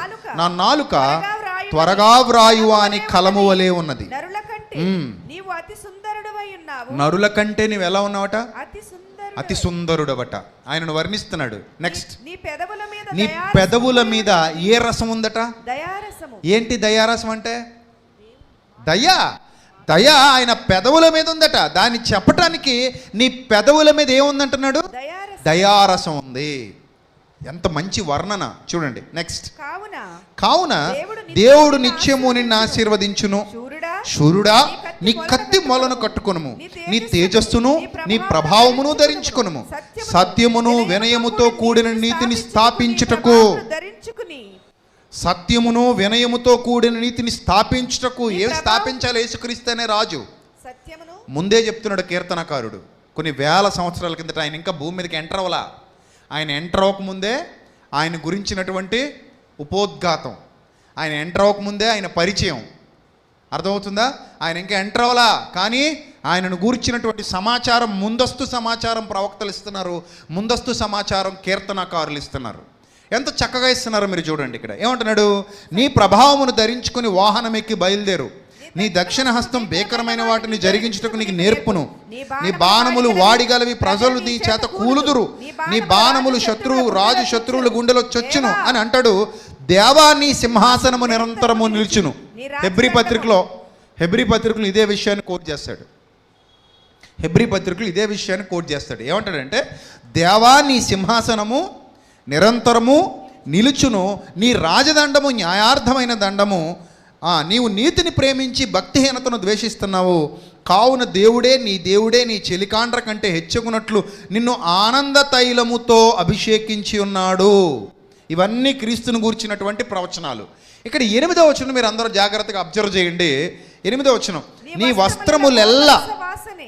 వస్త్రములెల్లా గోపరస వాసన, అగరు వాసన అన్నాడు. అక్కడ దేవుడు నాటిన అగరు చెట్ల వలె ఉన్నాడు అన్న ప్రవచనం ఆయన గురించే. అలాగే నీ వస్త్రాలన్నీ కూడా ఏ వాసన అటది? గోపరస వాసన. రెండోది ఏంటట? అగరు వాసన అన్నాడు. అగరు. ఏమండి, నేను మీకు చెప్పాను కదా, ఆసియా దేశాలలో అత్యధికంగా పండేటువంటి లేదా అత్యధికంగా మొలిచేటువంటి చెట్టు, యాక్విలేరియా అంటారు ట్రీ. దీన్నే అగరు చెట్టు అంటారు. ఏంటది? అగరు చెట్టు. ఇది చాలా రేర్గా వస్తుంది. ఎక్కడ పడితే అక్కడ ఎలా పడితే అలా ఎవరికి పడితే వాళ్ళకి మొలిచేటువంటి చెట్టు కాదు. చాలా విలువైన చెట్టు, చాలా విలువైన చెట్టు, చాలా కాస్ట్లీ చెట్టు. అర్థమైందా? దీన్ని ఏమంటారు తెలుసా? దీనికి ఉన్న మరో పేరేంటి తెలుసా? లిక్విడ్ గోల్డ్ అంటారు. ఏంటది? Liquid gold. అంటే బంగారం కంటే విలువైనది ఇది. అలాంటి ఒక చెట్టుతో పోలుస్తున్నాడు, అగరు చెట్టుతో పోలుస్తున్నాడు.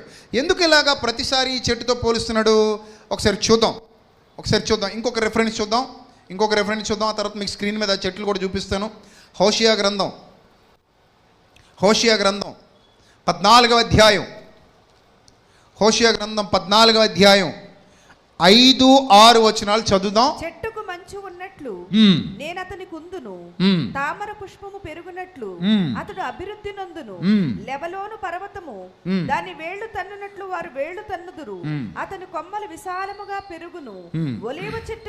ఒలీవ చెట్టునకు కలిగినంత సౌందర్యం అతనికి కలుగును. లెబనోనుకున్నంత సువాసన అతనుకుండును.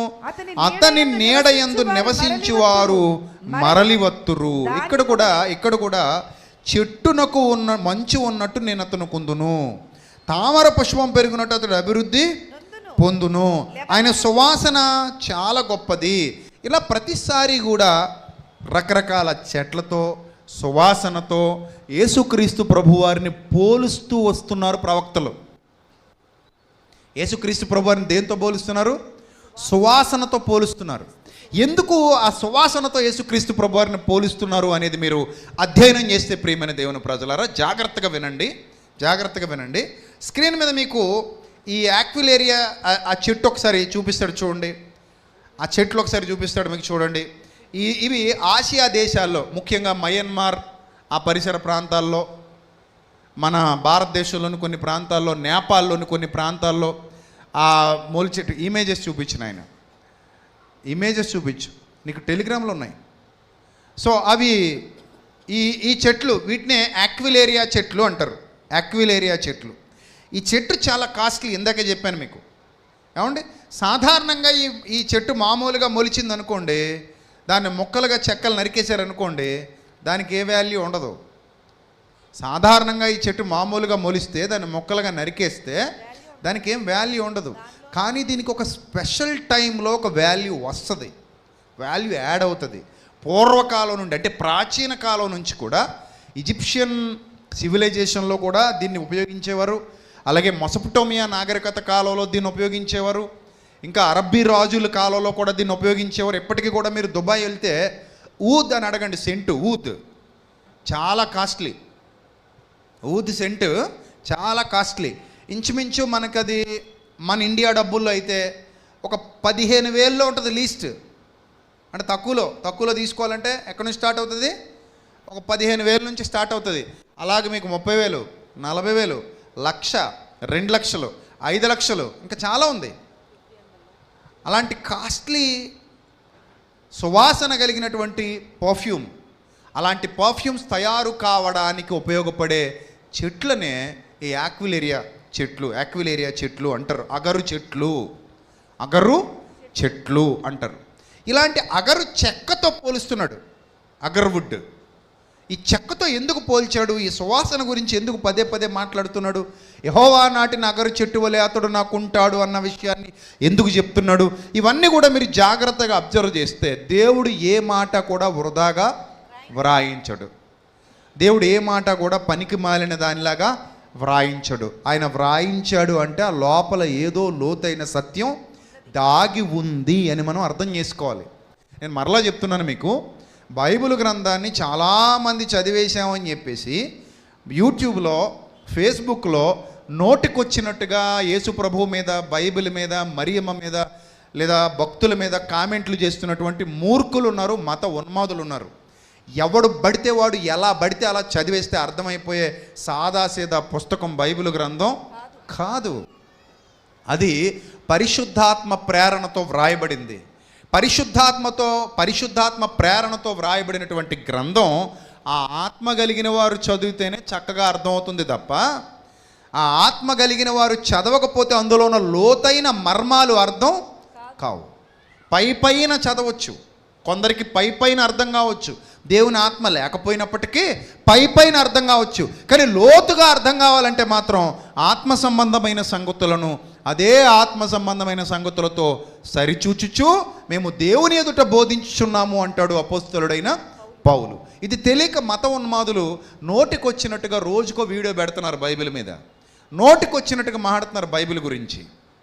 సో వాళ్ళు దేవుని యొక్క ఉగ్రతకు పాత్రులు అవుతారు తప్ప, పాపాన్ని మూటగట్టుకుంటున్నారు తప్ప దానివల్ల వాళ్ళకు వచ్చే ప్రయోజనం ఏమీ ఉండదు. రైట్. ఇప్పుడు మనం చూద్దాం, ఈ చెట్టును గురించి ఎందుకింత అగరు చెట్టు అనే దాని గురించి ఎందుకింత వివరంగా వ్రాయించాడు, చరిత్రలో దీనికి అంత వాల్యూ ఎందుకుంది అనేది మీరు ఒకసారి స్క్రీన్ మీద చూడండి. ఆ చెట్లు మీకు చూపిస్తాడు. ఈ అగరు ఆయిల్ గురించి వ్రాయబడినటువంటి విషయాలు ఇవి. ఈ అగరు నుంచి వచ్చే ఆయిల్ చాలా కాస్ట్లీ ఆయిల్. ఇది 1 లీటరు 40 నుంచి 60 లక్షలు పలుకుతుంది. ఎంత? 1 లీటర్, నేను చెప్పింది 1 లీటర్ ఆయిల్ 40 నుంచి 60 లక్షలు పలుకుతుందట దీన్ని. ఈ సుగంధ ద్రవ్యం అంత కాస్ట్లీ అనమాట, అంత కాస్ట్లీ.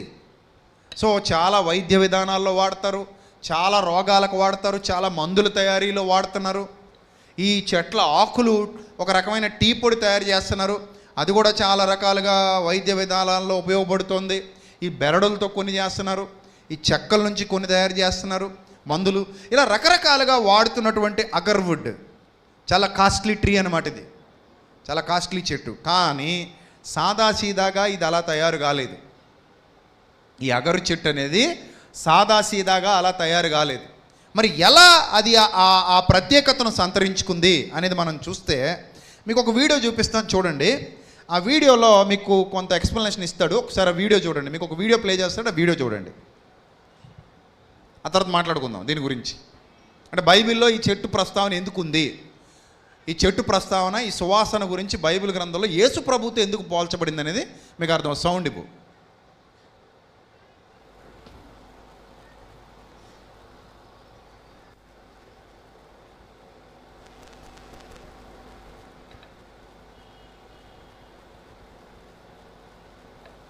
సౌండ్ నాన్న.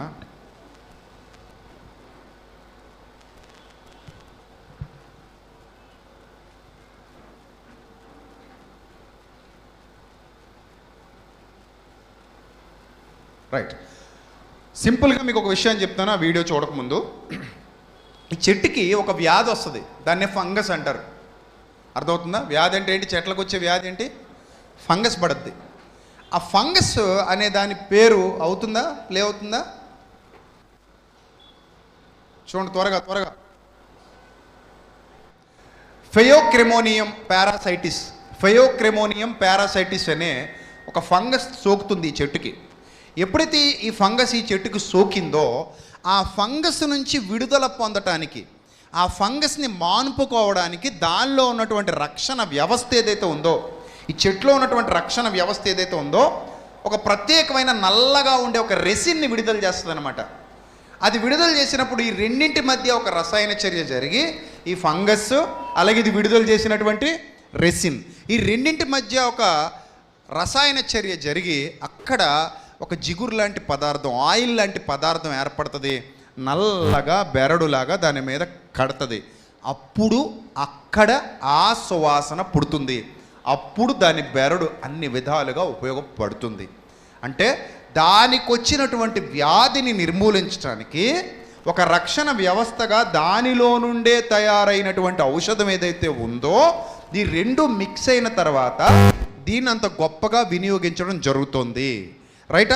పూర్వం నుండి ఈ చెట్టు అంతా ఫంగస్ పట్టదు, మళ్ళీ చెట్టులో ఏదో ఒక భాగంలో పడుతుంది. అన్ని చెట్లకు పట్టదు, కొన్ని చెట్లకు మాత్రమే పూర్వం నుండి పట్టేది. అందుకే అంత కాస్ట్లీ. దాన్ని మాత్రమే సేకరించి తీసేవారు. అయితే క్రమేణా టెక్నాలజీ అభివృద్ధి చెందిన తర్వాత ఫంగస్ ఏంటో శాస్త్రవేత్తలు కనుగొన్నారు. ఈ ఫంగస్ ఏంటో కనుగొని ఈ ఫంగస్ ఎక్కడ పడితే అక్కడ మాత్రం ఇది రెసిన్ విడుదల చేస్తుందని కనుగొని ఇప్పుడు ఏం చేయాలని ఆలోచించి చెట్టుకి బాగా ఐరన్ రాడ్లు బాగా కాల్చి చెట్లకు కన్నాలు పెట్టడం.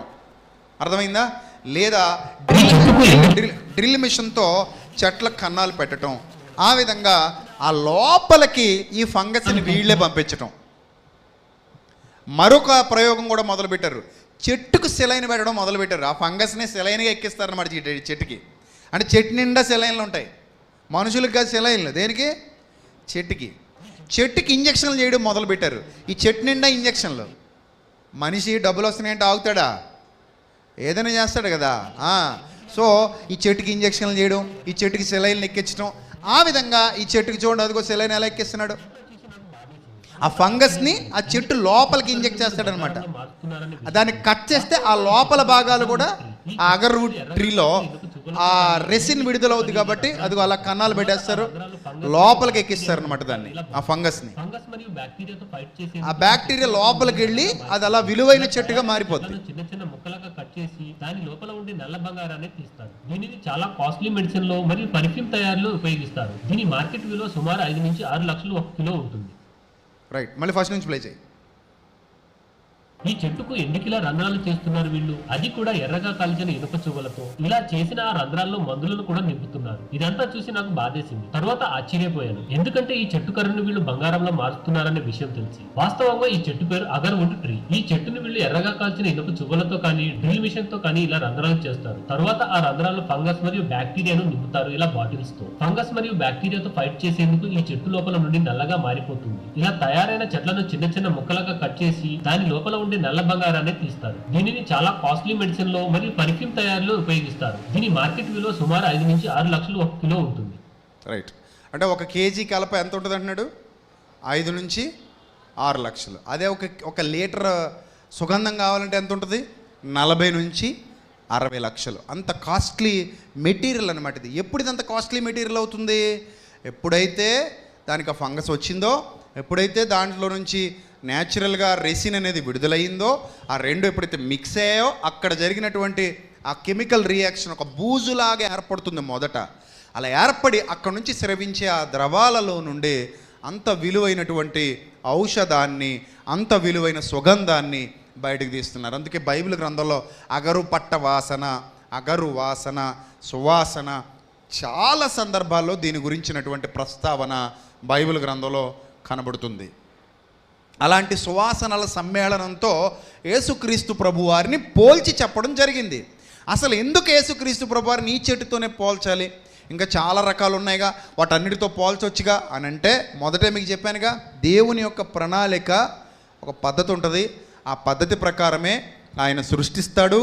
ఆ సృష్టించిన దానిలో నుంచే పాఠాలు నేర్పిస్తాడు. వీటినే బహుళార్థ సాధక ప్రయోజనాలు అంటారు. ఏమంటారు? బహుళార్థ సాధక ప్రయోజనాలు. అంటే ఒక విషయాన్ని సృష్టించి దానిలో మల్టిపుల్ లేయర్స్ ఉంటాయన్నమాట. ఈ మల్టిపుల్ లేయర్స్ అన్నింటి ద్వారా సత్యాన్ని ప్రపంచానికి చాటి చెప్పడం. ఒక ఎత్తడి సర్పాన్ని నిలబెట్టాడు. ఆ ఎత్తడి సర్పం వైపు నిదానించి చూసిన వాళ్ళందరూ బ్రతుకుతారన్నాడు. క్రొత్త నిబంధనకు వచ్చాక ఎత్తడి సర్పం దేనికి సాదృశ్యం అన్నాడు? యేసుక్రీస్తు ప్రభువుకు సాదృశ్యం అన్నాడు. మోషే కాలంలో ఎత్తడి సర్పాన్ని నిదానించి చూసిన వాళ్ళు ఎలాగైతే బ్రతికారో, యేసుక్రీస్తును నిదానించి చూసిన వాడు కూడా మరణంలో నుండి జీవంలోనికి దాటి ఉన్నాడు అని చెప్పాడు. అదనమాట దేవుని యొక్క ప్రణాళిక, దేవుని యొక్క ఆలోచన విధానం. అర్థమైందా? ఇప్పుడు చూడండి, ఈ చెట్లకి ఈ సెలైన్లు పెట్టడం, ఈ చెట్లకి ఇంజక్షన్లు గుచ్చటం, ఈ చెట్లకి ఆ కెమికల్ ఎక్కించటం, తద్వారా వాళ్ళు లాభాన్ని ఆర్జించటం, ఆ చెట్టులో నుంచి రెసిన్ విడుదలవ్వడం, ఒక అద్భుతమైన సుగంధం అక్కడ ఏర్పడటం. అంటే ఒక చెడును తీసుకొని తనలో నుండి ఏమిస్తుంది? ఒక మంచినిస్తుంది. ఆ మంచి కూడా మామూలుది కాదు, చాలా కాస్ట్లీ సువాసన, ప్రపంచంలో ఎక్కడా దొరకని సువాసన, చాలా అరుదైన సువాసన, ఎక్కడ లభించని సువాసన. ఒక చెడు తీసేసుకుని ఆ చెడును నిర్మూలించడానికి తనలో నుంచి విడుదలవుతున్న రెసిన్ ద్వారా ఆ చెడును కూడా ఇది ఎలా మార్చేస్తుంది? చెప్పండి, ఎలా మార్చేస్తుంది? మంచిగా మార్చేస్తుంది. ఆ ఫంగస్ని కూడా ఎలా మార్చేస్తుంది? ఒక సువాసనగా మార్చేస్తుంది. ఒక చెడ్డదానిని కూడా ఆకర్షించి ఎలా మార్చేసింది అంటే మంచిదానిగా మార్చేసింది. అలాంటి ఒక చెట్టుతో పోల్చబడ్డారు మన రక్షకుడైన, మన ప్రభు అయిన యేసుక్రీస్తు వారు. దేవుని యొక్క జ్ఞానం, బుద్ధి జ్ఞాన బాహుళ్యం ఎంత గొప్పదో మీరు ఆలోచించండి. అది సృష్టించింది దేవుడే. ఆ విధంగా ఆ ప్రణాళిక పెట్టింది, ఆ చెట్టులో పెట్టింది ఎవరు? దేవుడే. ఆ ఫంగస్ ఏర్పాటు అయ్యేలా చేసింది, ఆ ఏర్పాటు చేసింది దేవుడే. ఆ రెసిన్ విడుదలయ్యే విధంగా ఆ చెట్టుకు ఆ స్వభావాన్ని, ఆ లక్షణాన్ని పెట్టింది కూడా దేవుడే. ప్రకృతిలో అలాంటి ఒక చెట్టును రూపకల్పన చేసింది దేవుడే. అలాంటి చెట్టును రూపకల్పన చేసినటువంటి దేవుడు ఆ అగరు చెట్టుని దేంతో పోలుస్తున్నాడంటే యేసుక్రీస్తు ప్రభువుతో పోలుస్తున్నాడు. ఆ సువాసన దేంతో పోలుస్తున్నాడంటే యేసుక్రీస్తు ప్రభువుతో పోలుస్తున్నాడు. ఇప్పుడు క్రీస్తుని గురించి వ్రాయబడినటువంటి వచనాలు కొన్ని చూద్దాం. ఒకసారి కొన్ని వచనాలు చూద్దాం. ఎఫెసు పత్రిక 5వ అధ్యాయము 2వ వచనం. ఎఫెసు పత్రిక 5వ అధ్యాయము 2వ వచనం. అందరూ తీయాలి బైబిల్. ఎఫెసీయులకు రాసిన పత్రిక 5వ అధ్యాయము 2వ వచనం.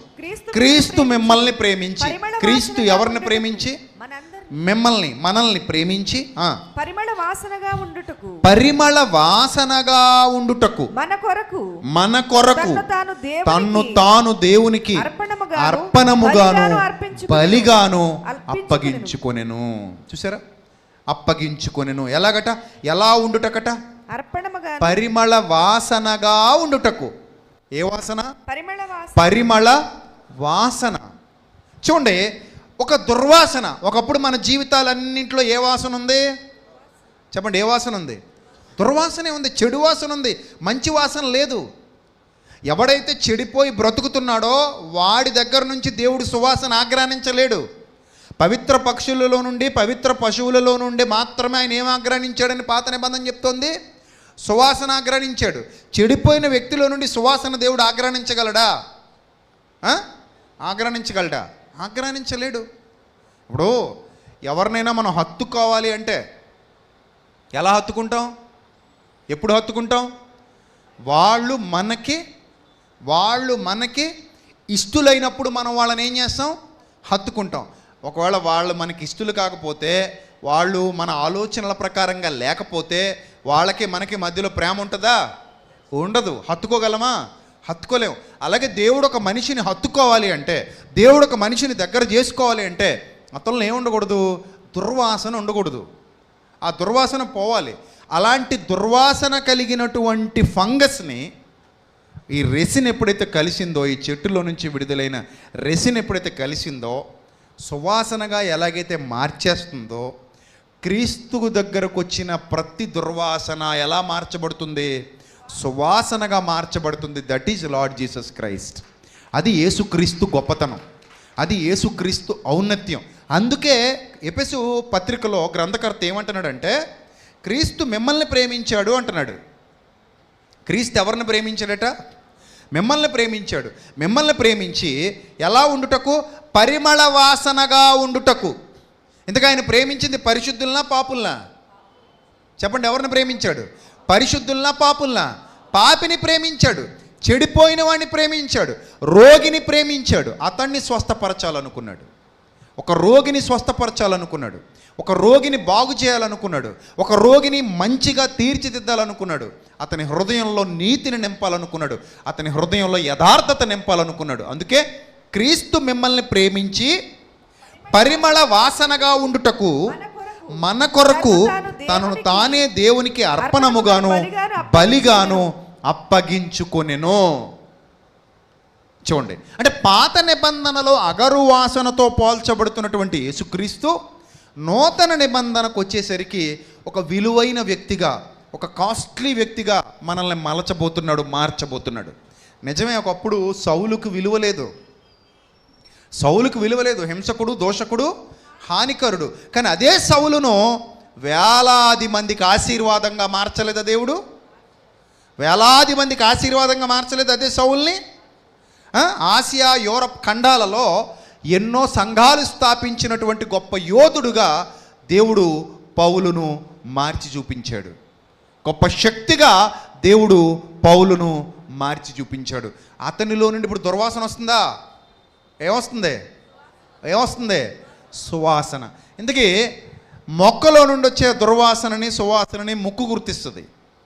మొక్కలో నుండి వచ్చే సువాసనని, దుర్వాసనని ఏది గుర్తిస్తుంది? ముక్కు గుర్తిస్తుంది.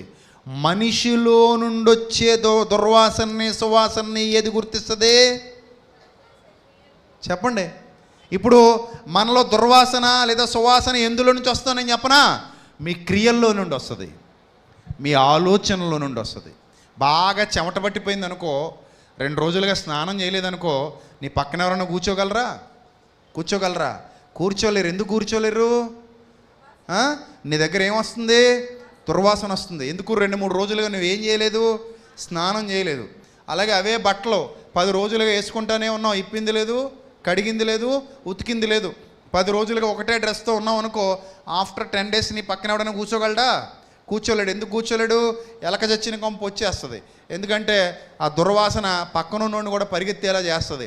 అంటే నీ శరీరంలో నుంచి, నీ బట్టల్లో నుండి దుర్వాసన రావడం ముక్కుకు తెలుస్తుంది, నీ క్రియల్లో నుండి దుర్వాసన రావడం దేవుని వాక్యానికి తెలుస్తోంది. నీ క్రియల్లో నుండి దుర్వాసన రావడం నీ సాటి వాళ్ళందరికీ తెలుస్తోంది. నీ క్రియల్లో నుండి దుర్వాసన రావడం దేవునికి తెలుస్తోంది. ఆ దుర్వాసనను మనం అసహించుకుంటాం. అంతెందుకు, మొన్న ఎవడో దుర్మార్గుడు భార్యని కుక్కర్లో పెట్టి ఉడికించాడట. అదే న్యూస్ మనకి చాలా రోజులు చెప్పుకొచ్చారు న్యూస్. కానీ ఆ సంఘటన విన్న వెంటనే నేను చాలా బాధపడ్డాను. అరే నాయనా, మీ ఇద్దరికి కుదరలేదు, సరే ఆవిడది తప్పుందో నీది తప్పుందో, మీ ఇద్దరికి సెట్ అవ్వలేదు, ఏం చేయాలి? సెట్ అవ్వట్లేదు, రోజు గొడవలే, సెట్ అవ్వట్లేదు, పంచాయతీలు ఎన్నో జరిగాయి, అయినా సెట్ అవ్వట్లేదు. ఏం చేయాలి? కొన్నాళ్ళు పోనీ విడివిడిగా ఉండాలి. కొన్నాళ్ళు విడివిడిగా ఉండి ఒకవేళ తర్వాత ఒకరినొకరు అర్థం చేసుకుంటే, తర్వాత ఆ దూరంలో ఈ ఎడబాటులో మనసులు మళ్ళీ కలిస్తే అప్పుడు ఏమవ్వచ్చు? దగ్గర అవ్వచ్చు.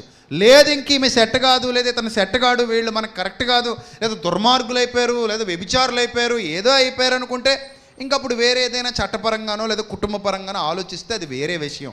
అలా కాకుండా మనిషిని చంపేసి అత్యంత క్రూరంగా కుక్కర్లో ఉడికించడం ఏంది, ఎముకల్ని కాల్చి పొడి చేయడం ఏంది, శవం కనబడకుండా చేయడం ఏంది?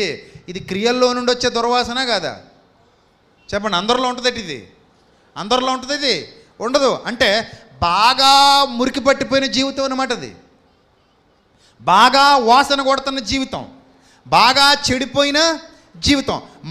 మనిషిని చూడగానే తెలుస్తుందా మనకి ఇతరుల దుర్వాసన వస్తుందని? తెలీదు అసలు. మనిషి ఎలా ఉంటాడంటే చాలా టిప్ టాప్గా ఉంటాడు, మీసాలతో ఉంటాడు, అందంగా ఉంటాడు, ఫెయిర్ అండ్ లవ్లీ రాసుకుంటాడు, పాండ్స్ పౌడర్ రాసుకుంటాడు, శుభ్ర స్నానం చేస్తాడు, క్రీములన్నీ పూసుకుంటాడు, మేకప్ వేసుకుంటాడు, జుట్టు దూకుంటాడు, చాలా అందంగా ఉంటాడు. కానీ ఆత్మలో నుండి వచ్చే దుర్వాసన అది. ఎక్కడి నుంచి వచ్చే దుర్వాసన? అతని ఆత్మీయ స్థితి కంపు కొట్టుపోయింది. పైకి ధనవంతుడు మంచి బట్టలు వేసుకున్నాడట. ఏ బట్టలట? ఊదా రంగు వస్త్రము, సన్నపు నార వస్త్రములు ధరించుకుని ఎలా ఉన్నాడట? చాలా టిప్ టాప్గా ఉన్నాడు. కానీ అతని అంతరంగంలో కుళ్ళు కంపు వస్తుంది దేవుడికి. అతని అంతరంగాన్ని చూస్తే దేవుడు ఏం చేస్తున్నాడు? సాధారణంగా దుర్వాసన రాగానే ఏం చేస్తాం మనం? చెప్పండి, ఏం చేస్తాం? అంతేనా? వెంటనే చెయ్యి ఎక్కడికి వెళ్ళిపోద్ది? ముక్కు మీదకి వెళ్ళిపోద్ది. చి అనుకుంటాం. దేవుడు కూడా కొంతమంది జీవితాలు చూసినప్పుడు అలాగే అనుకుంటాడు. చి అనుకుంటాడు. చిచ్చి ఈడొచ్చారు ఏంద్రనే సంఘానికి అనుకుంటాడు. నిజం, ఇది సత్యం. ఇది మనం శుభ్రంగా మంచి ఇస్త్రీ బట్టలు వేసుకుని రావచ్చు, ఇలాగా డియోడ్రెంట్లు సెంట్లు కొట్టుకుని రావచ్చు, శుభ్రంగా పౌడరు రాసుకొని రావచ్చు, నువ్వు ఏం చేసుకునైనా రా, మేకప్ల మీద మేకప్లు వేసుకుని రా. కానీ నీ అంతరంగంలో నుంచి వచ్చే దుర్వాసన నేరుగా ఎవరి ముక్కులను తాకుతుంది? దేవుని ముక్కునే తాకుతుంది. ఆయన దాన్ని ఆగ్రహించడు, ఆయన దాన్ని ఇష్టపడ్డు. అది తీసేయాలని యేసుక్రీస్తు నీ లోకానికి పంపాడు. అది తీసేయాలని యేసుక్రీస్తును నీ హృదయంలోకి వెళ్ళమని ఆజ్ఞాపించాడు. ఎక్కడికి వెళ్ళాలంటే ఇప్పుడు యేసుక్రీస్తు ఎందుకు హృదయంలోకి వెళ్ళాలి? హృదయం అనే తలుపు నొద్ద నిలబడి ఎందుకు తట్టాలి? ఎప్పుడైనా ఆలోచించావా? హృదయం అనే తలుపు నొద్ద నిలబడి ఎందుకు తట్టాలి? సమస్త దుర్వాసన ఎక్కడుంది? హృదయంలోనే ఉంది. ఆయన లోపలికి వెళ్ళి నీ హృదయంతో మిక్స్ అయ్యి అక్కడ రెసిన్ విడుదలైతేనే ఇదిగో ఇలాంటి అద్భుతమైన ఆయిల్, సుగంధ ద్రవ్యం బయటకు వస్తుంది. ఆయన నీ హృదయంలోకి వెళ్తే నువ్వు కాస్ట్లీగా మారుతావు. ఆయన నీ హృదయంలోకి వెళ్తే నువ్వు గొప్పగా మారుతావు.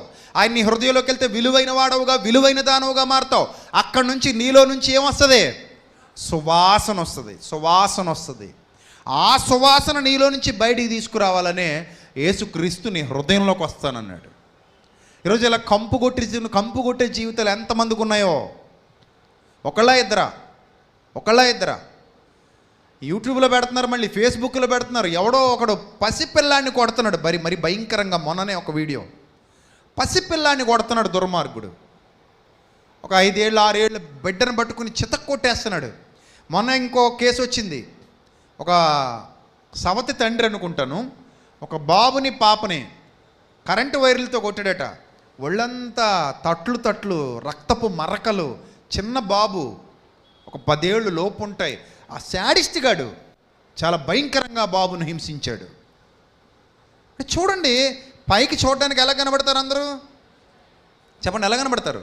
మంచిగానే కనబడతారు, కానీ లోపల అంతరంగం దోపుతోనూ, మీ అంతరంగము దోపుతోనూ అజితేంద్రియత్వముతోనూ నిండిపోయిందన్నాడు యేసుక్రీస్తు. అంతరంగం దేంతో నిండిపోయిందట? దోపుతోనూ అజితేంద్రియత్వము. అజితేంద్రియులు జితేంద్రియులు, జితేంద్రియులు వేరు, అజితేంద్రియులు వేరు. ఈ అజితేంద్రియత్వంతో నిండిపోయింది నీ అంతరంగం అంటాడు. ఈ అజితేంద్రియత్వం పోవాలి, ఆ లోపల ఉన్న కుళ్ళు పోవాలి, ఆ డస్ట్బిన్ బయటికి తీయాలి, ఆ కంపు బయటికి తీయాలి, ఆ దురాలోచన అనే దుర్వాసన బయటికి పోవాలి, ఆ చెడు ఆలోచనలనే దుర్వాసన బయటికి పోవాలి. ఇదంతా బయటికి పోవాలంటే నీ హృదయంలోకి ఎవరు రావాలి? దేవుని వాక్యం అని యేసుక్రీస్తు రావాలి. వాక్యం అని యేసుక్రీస్తు ఎప్పుడైతే మన హృదయంలో కొలువై ఉంటాడో ఆ దుర్వాసన మొత్తం ఏమైపోతుంది? బయటికి పోతుంది. అందుకే అగరువాసనతో పోల్చబడ్డాడు మహానుభావుడు మన ప్రభువు. అగరువాసనతో పోల్చాడు ప్రభువును. అందుకే ప్రియమైన దేవుని సంగమా, మీరు ఆలోచన చేయండి రాత్రి. అంటే మన ఆత్మీయ స్వస్థత, మన అంతరంగ స్వస్థత ఎంత గొప్ప సువాసన వెదజల్లేదిగా ఉండాలి. చూడండి, ఎక్కడైనా రోడ్డు మీద ఒక మర్డర్ జరిగింది అనుకోండి, లేదా మీ ఇంటి పక్కనే ఒక మర్డర్ జరిగింది అనుకోండి, మీరు హ్యాపీగా అక్కడ ఉండగలరా? చెప్పండి, మిమ్మల్ని అడుగుతున్నాను నేను. ప్రశాంతంగా అక్కడ ఉండగలరా?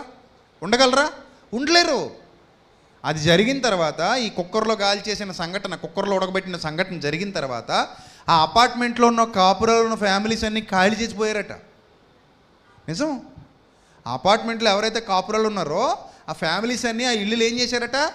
ఖాళీ చేసి వెళ్ళిపోయారట. అయ్యా బాబోయ్, ఇలాంటి అపార్ట్మెంట్లో ఉన్నామా మేమని. అంటే ఆ దుర్వాసన దేని తాకిందమ్మా? ముక్కుని తాకిందా? హృదయాన్ని తాకిందా? దేని తాకింది? ఆ దుర్వాసన దేని తాకింది? హృదయాన్ని తాకింది. మనం కొన్ని జీర్ణించుకోలేము. మొన్న ఎక్కడో హైదరాబాద్లో ఒక పసిపిల్లని రేప్ చేశాడు, 6 సంవత్సరాల పసిపిల్లని. 6 ఏళ్ల పసిపిల్లకు దుర్మార్గుడు రేప్ చేశాడని విన్నాం. ఆ దుర్వాసన దేని తాకింది? మనకి హృదయాన్ని తాకింది. అప్పుడు మన మనసుకు అనిపించింది, ఛీ, ఇది ఓ బతుకేనా? ఇతంది ఓ బతుకేనా? ఇది ఓ జీవితమేనా? ఇతడు ఒక మనిషేనా అని అనిపించిందా లేదా? అరే దరిద్రుడా, దుర్మార్గుడా, అమ్మ రొమ్ము పాలు తాగి పెరిగినోడురా నువ్వు. నిన్ను కన్నది ఒక ఆడ తల్లి, ఆడది ఒక తల్లి, నీ తోడబుట్టింది ఒక ఆడది, నిన్ను కట్టుకున్నది ఒక ఆడది, నీ కడుపున పుట్టింది కూడా ఒక ఆడబిడ్డే. అయినా కూడా ఆ జ్ఞానం వివేకం లేకుండా హృదయంలో ఉన్న అజితేంద్రియత్వంతో, హృదయంలో ఉన్నటువంటి దోపుతో, హృదయంలో ఉన్నటువంటి కల్మషంతో, హృదయంలో ఉన్నటువంటి కంపుతో ఆ పసిబిడ్డ మీద పడ్డావు చూడు. ఆ పసిబిడ్డ మీద పడ్డావు చూడు. అసలు నువ్వు మనిషివే కాదు. నువ్వు అసలు మనిషివే కాదు. నీ ఆలోచనలు బట్టి అర్థమవుతుంది నువ్వు అసలు మనిషివి కాదని. మనిషివైతే ఇలాంటి దుర్మార్గపు ఆలోచనలు నీలోనికి రానివ్వు. ఇలాంటి వ్యాధులు ఇంకా ఎంతమందిలో ఉన్నాయో, బాంబులు పెట్టి చంపేవాళ్ళు, నరహంతకులు, భార్యను అమానుష్యంగా కొట్టేవాళ్ళు, హింసించేవాళ్ళు, భర్తను రకరకాలుగా హింసించి మాటలతో బాధ పెట్టేవాళ్ళు, పిల్లల్ని బాధ పెట్టేవాళ్ళు, తల్లిదండ్రుల్ని బాధ పెట్టేవాళ్ళు, అనవసరంగా సూటిపోటి మాటలతో ఇరుగు పొరుగు వారిని హింసించేవాళ్ళు, రకరకాల పాపిష్టి కార్యాలతో తమ శరీరాన్ని పాడు చేసుకుంటున్న వాళ్ళు, వీళ్ళందరూ రోగులా కాదా మీరు చెప్పండి? వాళ్ళ నుంచి ఇప్పుడు దేవునికి ఏ వాసన వెళ్తుంది? దుర్వాసన. నిజం. అలాంటి వాళ్ళ దగ్గర ఎవరైనా కూర్చుంటారా? మీరు కూర్చుంటారా? చెప్పండి, మీరు కూర్చుంటారా? కూర్చోరు, అస్సలు కూర్చోరు. మొన్న ఎవరో ఒక ఆయన బట్టల్లో టాయిలెట్ పోసేసుకున్నాడు, మతి స్థిమితం లేనోడు. వెళ్ళి బస్ స్టాండ్లో ఎవరో కొంచెం బాగున్నోళ్ళు ఫ్యామిలీ కూర్చుంటే వెళ్ళి ఆ పక్కన కూర్చుంటే అతన్ని కాలుతో తన్నేశాడు. అతను ఆ భర్త ఇక్కడికి వచ్చి కూర్చుంటారని కాలుతో తన్నేశాడు. ఎందుకు కాలుతో తన్నేశాడు? ఆ వీడియో బాగా వైరల్ అయింది. ఎందుకు కాలుతో తన్నేశాడంటే ఇతని దగ్గర ఏ వాసన వస్తుంది? యూరిన్ వాసన వస్తుంది. బట్టల నిండా యూరిన్ పోసేసుకున్నాడు. ఆ యూరిన్ వాసన వచ్చే బట్టలు తెల్లి పక్కన కూర్చున్నాడు, తన్నేశాడు. అంటే దుర్గంధం నీకేమవట్లా చెప్పు, నచ్చట్లా. బాహ్య సంబంధమైన దుర్గంధం నీకు నచ్చకపోతే ఆత్మ సంబంధమైన దుర్గంధం ఎవరికి నచ్చదు? దేవునికి నచ్చదు. ఇప్పుడు ఆ దుర్గంధాన్ని దేవుడు ఎలా మార్చాలనుకుంటున్నాడు? సుగంధంగా మార్చాలనుకుంటున్నాడు, సువాసనగా మార్చాలనుకుంటున్నాడు. అలా సుగంధంగా సువాసనగా మార్చబడాలి అనుకుంటే హృదయంలోనికి ఎవరిని ఆహ్వానించాలి? యేసుక్రీస్తుని ఆహ్వానించాలి. హృదయంలోనికి దేవుని వాక్యాన్ని ఆహ్వానించాలి. అదే ఇక్కడ చెప్తున్నాడు, పరిమళ వాసనగా ఉండుటకు ప్రభువు తన్ను తానే అప్పగించుకున్నాడు. ప్రియమైన దేవుని ప్రజలారు, ఈ రాత్రి ఈ సందేశం అంతా విన్న తర్వాత ఒక్కసారి మీ గురించి మీరు ఆలోచన చేయండి. మనలను ధనవంతులుగా చేయుటకు ఆయన మన నిమిత్తము దరిద్రుడాయను మనం చదువుకుంటున్నాం గ్రంథంలో నుండి. ఎక్కడా మీకు చెప్పబడని విషయం, కేవలం క్రైస్తవ్యంలో మాత్రమే చెప్పబడే విషయం, మీ హృదయంలోనికి ప్రభువును ఆహ్వానించండి అనే విషయం. మీ హృదయంలో దేవుని మాట దాచుకోండి అనే విషయం. మీ హృదయంలో దేవుని మాట ఉంచుకోండి. ఎందుకు? మీరు సంస్కరింపబడాలి, మీ ఆలోచనలు మారాలి, మీ బ్రతుకు మారాలి, మీ జీవన విధానం మారాలి. మీరు ఎంత మంచిగా మారితే అంత వాల్యూ మీకు. ఆ అగరు వాసన ఎంత బాగా పడితే, ఆ చెక్క ఎంత బాగా ట్రాన్స్ఫార్మ్ అయితే అంత వాల్యూ. I'm right?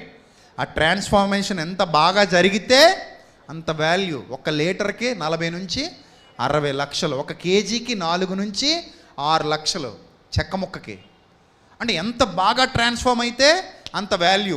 ఇప్పుడు ఈ రాత్రి నేను నిన్ను అడుగుతున్నాను, నువ్వెంత బాగా ట్రాన్స్ఫార్మ్ అయితే నీకంత వాల్యూ. నువ్వు ఎంత బాగా రూపాంతరం చెందితే నీకంత వాల్యూ. పెరిగిపోద్దలా నీ వాల్యూ. ప్రభు పెంచుతాడు నీ వాల్యూ, ఎవడు పెంచక్కల్లా. ఎవరు పెంచుతారు నీ వాల్యూ? ప్రభు పెంచుతాడు. నా యవన చెల్లెమ్మ, యవన తమ్ముడు, ఈ రాత్రి ఆలోచన చేయండి.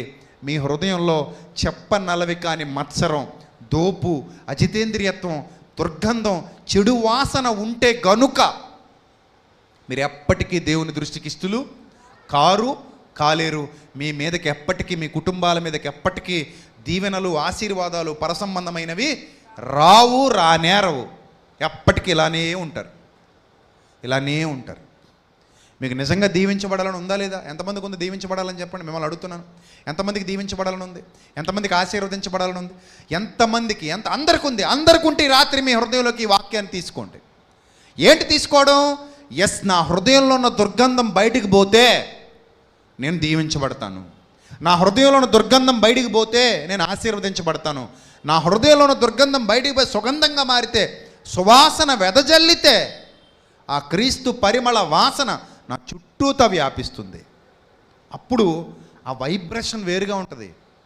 పాజిటివ్ వైబ్రేషన్స్ వస్తాయి. నీ దగ్గర కూర్చోవడానికి ఇష్టపడతారు, నీతో మాట్లాడడానికి ఇష్టపడతారు, అందరూ నిన్ను ప్రేమిస్తారు, అందరికీ నువ్వు నచ్చుతావు, అందరికీ నువ్వు కావాలి అనిపిస్తుంది. అలాంటి గొప్ప స్థాయికి నువ్వు ఎదుగుతావు. వెలకట్టలేని ప్రేమ నీ సొంతం అవుతుంది. నిజం. ఎప్పుడు ఆ పరిమళ వాసన నీలో ఉన్నప్పుడు. చూడండి, అప్పుడప్పుడు ఎవరైనా మంచి సెంటు పూసుకొని వచ్చారనుకోండి, వాళ్ళని ఇష్టపడతావా పక్కబో అంటావా? చెప్పండి, ఏమంటాం? ఇష్టపడతావా పక్కబో అంటావా? ఇష్టపడతాం. ఇష్టపడమే కాదు, దగ్గర కూర్చోవడానికి ఇష్టపడతాం, దగ్గర తీసుకోవడానికి ఇష్టపడతాం, వాళ్ళతో మాట్లాడడానికి ఇష్టపడతాం, వాళ్ళతో ఉండడానికి ఇష్టపడతాం. అదే దుర్గంధం వచ్చేస్తుంది అనుకోండి, అస్సలు ఇష్టపడం, అస్సలు వద్దు బాబు అంటాం. కొంతమంది మాట్లాడుతుంటే, కొంతమందికి ఏమో వ్యాధి వల్ల వస్తుంది బ్యాడ్ స్మెల్, కొంతమందికి ఏమో పంటి సమస్యల వల్ల బ్యాడ్ స్మెల్ వస్తుంది, కొంతమంది నీళ్లు సరిగా తాగకపోవటం వల్ల బ్యాడ్ స్మెల్ వస్తుంది. నీళ్లు తాకపోయినా కూడా నోట్లోంచి దుర్వాసన వస్తుంది. అలా కొంతమంది మాట్లాడుతుంటే దుర్వాసన వస్తూ ఉంటే వాళ్ళ దగ్గర ఉండగలమా? ఉండలేము. ఎందుకంటే మన ముక్కు రంధ్రాలు దుర్వాసనను ఆఘ్రానించవు. మన ముక్కు రంధ్రాలు దేన్ని ఆఘ్రానిస్తాయి?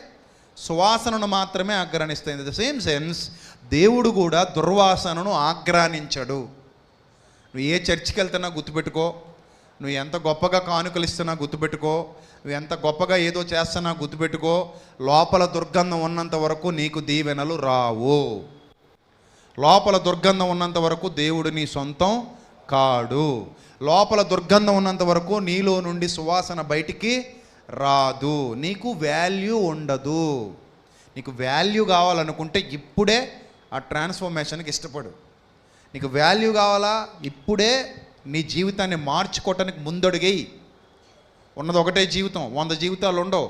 మారాలనుకుంటే ఇప్పుడే నిర్ణయం తీసుకో. అందుకే గలతీ పత్రికలకు మంచి మాట అన్నాడు. గలతీ పత్రిక 3:13 ముగించుకుందాం. గలతీ పత్రిక 3:13 ముగించుకుందాం.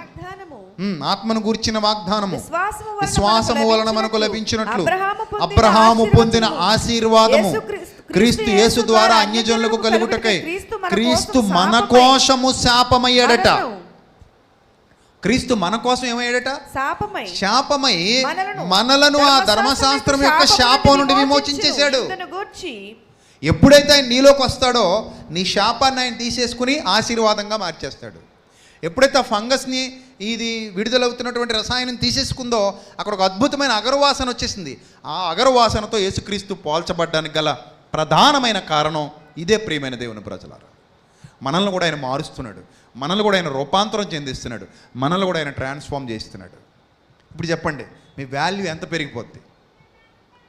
ఆ మనిషి, ఆ భార్యని చంపిన మనిషి దగ్గరికి ఎవడు వెళ్ళడానికి ఇష్టపడ్డు? నిర్భయ ఘటన మీ అందరికీ తెలుసు. ఢిల్లీలో ఒక అమ్మాయిని అత్యంత క్రూరంగా పాశవికంగా రేప్ చేసి చంపేశారు. వాళ్ళని ఎవరిని ఇష్టపడ్డారా? ఎవడిష్టపడలా.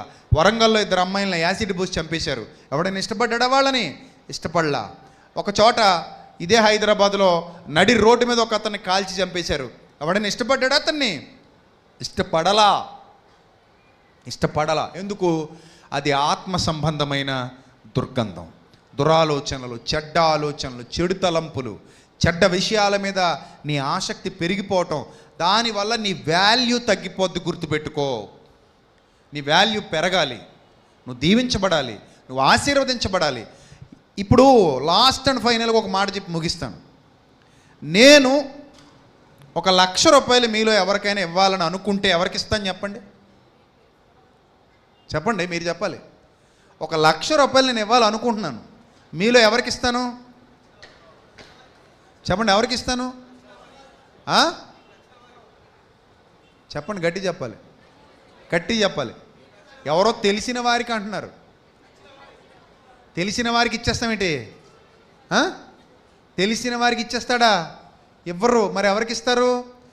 తెలిసిన వారిలో మనకు నచ్చినవారు, ఆ నచ్చిన వారిలో మనము మెచ్చినవారు. పాయింట్ అర్థమైందా? మళ్ళీ నచ్చిన వారందరినీ పక్కకు తీసుకొచ్చి అందులో మళ్ళీ ఏం చేస్తాం? ఈ నచ్చిన వారిలో మెచ్చిన వారందరికి ఇస్తాం. తెలిసిన వారు కాదు, నచ్చిన వారు కాదు, మనము మెచ్చిన వారందరికి ఇస్తాం. దేవుడు ఆయన మెచ్చిన వారందరికి ఇస్తాడు. ఇప్పుడు నువ్వు మెచ్చిన వారి లిస్టులో కనబడ్డమే తర్వాయి. అర్థమైందమ్మా? నచ్చినడం కాదు, మెచ్చడం. నచ్చడం కాదు, ఏమవడం? మెచ్చడం. ఆయన మెచ్చే గుంపుకు నువ్వు ఎదిగిపో, నీకు ఏ మేలు కొదువై ఉండదు. నిన్న ఆయన విడువడు, ఎడబాయడు. ఉన్నత శిఖరాల మీద నిలబడి గొప్ప సాక్షిగా ఆయన కొరకు వాడబడతావు. ఆయన సన్నిధి కాంతిలో వర్ధిల్లుతావు. ఆయన చిత్తానుసారంగా నీ సుగంధం ఎప్పటికప్పుడు వ్యాపిస్తూ ఉంటుంది. పేతురు సుగంధ పరిమళాలు వెదజల్లాడు. పేతురు అన్న పదం వినగానే ఏ వైబ్రేషన్ వస్తుంది మనకి? ఏ వైబ్రేషన్ వస్తుంది చెప్పండి? పాజిటివ్ వైబ్రేషన్ వస్తుంది. పౌలు ఏ వైబ్రేషన్ వస్తుంది? Positive vibration. యోహాను ఏ వైబ్రేషన్ వస్తుంది? Positive vibration. చూసారా? దోర్కా ఏ వైబ్రేషన్ వస్తుంది? పాజిటివ్గా. రూతు, ఎస్తేరు, చూడండి ఎంత పాజిటివ్గా ఉన్నారు వీళ్ళందరూ. సుమయోను అంతేనా? ఎంత పాజిటివ్. అకులా, ప్రిస్కిల్లా, ఇస్కరియోతు యూదా పాజిటివా? ఏమైపోయింది అక్కడి నుంచి? అర్రే, సడన్గా పాజిటివ్ అనేస్తారేమో అనుకున్నాను. ఇస్కరియోతు యూదా అనగానే ఏమొస్తుంది? నెగిటివ్, దుర్గంధం, కంపది. అననీయ, సప్పిరా, యెజబేలు, మరి ఇవన్నీ నెగిటివ్ కోణంలోకి పోయారు. వాళ్ళని దుర్గంధం వెదజల్లి చచ్చిపోయారు. సుగంధాలు లేవు అక్కడ, సుగంధాలు లేవు. కాబట్టి ప్రియమైన దేవుని ప్రజలరా, సుగంధం వెదజల్లే పరిమళ పుష్పంగా మీ బ్రతుకు ఉండాలి, మీ జీవితం ఉండాలి, మీ కుటుంబం ఉండాలి. అలా మీరు ఎదగాలంటే మెడిసిన్ ఎక్కడ పడాలి చెప్పండి? క్రీస్తు వాక్యం అనే మెడిసిన్ ఎక్కడ పడాలి? మీ హృదయంలో పడాలి. మీ హృదయంలో పడితే మీరు బాగుంటారు, మీ పిల్లలు బాగుంటారు, మీ జీవితాలు బాగుంటాయి, మీరు ఎదుగుతారు. ఒకటే గుర్తుపెట్టుకోండి, చెడ్డగా బతికినా చచ్చిపోవాలమ్మా. చెడ్డగా బతికినా ఏమవ్వాలి? చచ్చిపోవాలి. మంచిగా బతికినా చచ్చిపోవాలి. చావు తర్వాత మంచిగా బ్రతికి నిత్యజీవాన్ని స్వతంత్రించుకుంటావా, చెడుగా బ్రతికి నిత్యనాశనానికి వెళ్ళిపోతావా? నిర్ణయం నీకే. చెడుగా బ్రతికి ఉన్న ఆశీర్వాదాలన్నీ పోగొట్టుకుంటావా, మంచిగా బ్రతికి సరికొత్త ఆశీర్వాదాలని సొంతం చేసుకుంటావా? నిర్ణయం నీకే. మీ పిల్లలకి ఏమి నేర్పించాలనుకుంటున్నారో తల్లిదండ్రులారా ముందు మీరు నిర్ణయించుకోండి, మీ పిల్లలకు నేర్పించండి. అర్థమవుతుందా? ఇంతసేపు మీ హృదయాల్లోకి ఇది ఇంజెక్ట్ చేయడానికి గల ప్రధానమైన కారణం, నేను ఒకటే చెప్తున్నా ఒక సేవకుడిగా, మీరు బాగుంటే చూడాలని నా ప్రార్థన. అర్థమైందా?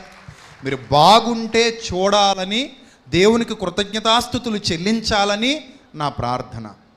అందుకే మీకోసం ఇంత గొప్ప సత్యవాక్యాన్ని తీసుకొని వచ్చాను ఇక్కడి వరకు. ఇంత గొప్ప సత్యవాక్యాన్ని తీసుకొచ్చి మీ హృదయాల్లోనికి పంపిస్తున్నాను. నేను నేర్చుకున్న జ్ఞానాన్ని మీకు నేర్పించాలని తాపత్రయపడుతున్నాను, తప్పిస్తున్నాను. నాతో పాటు ఎంతోమంది పిల్లలు కష్టపడుతున్నారు ఈ యొక్క సత్యాన్ని వ్యాపింపజేయడానికి. ఇదొక పోరాటం, సామాన్యమైన పోరాటం కాదు.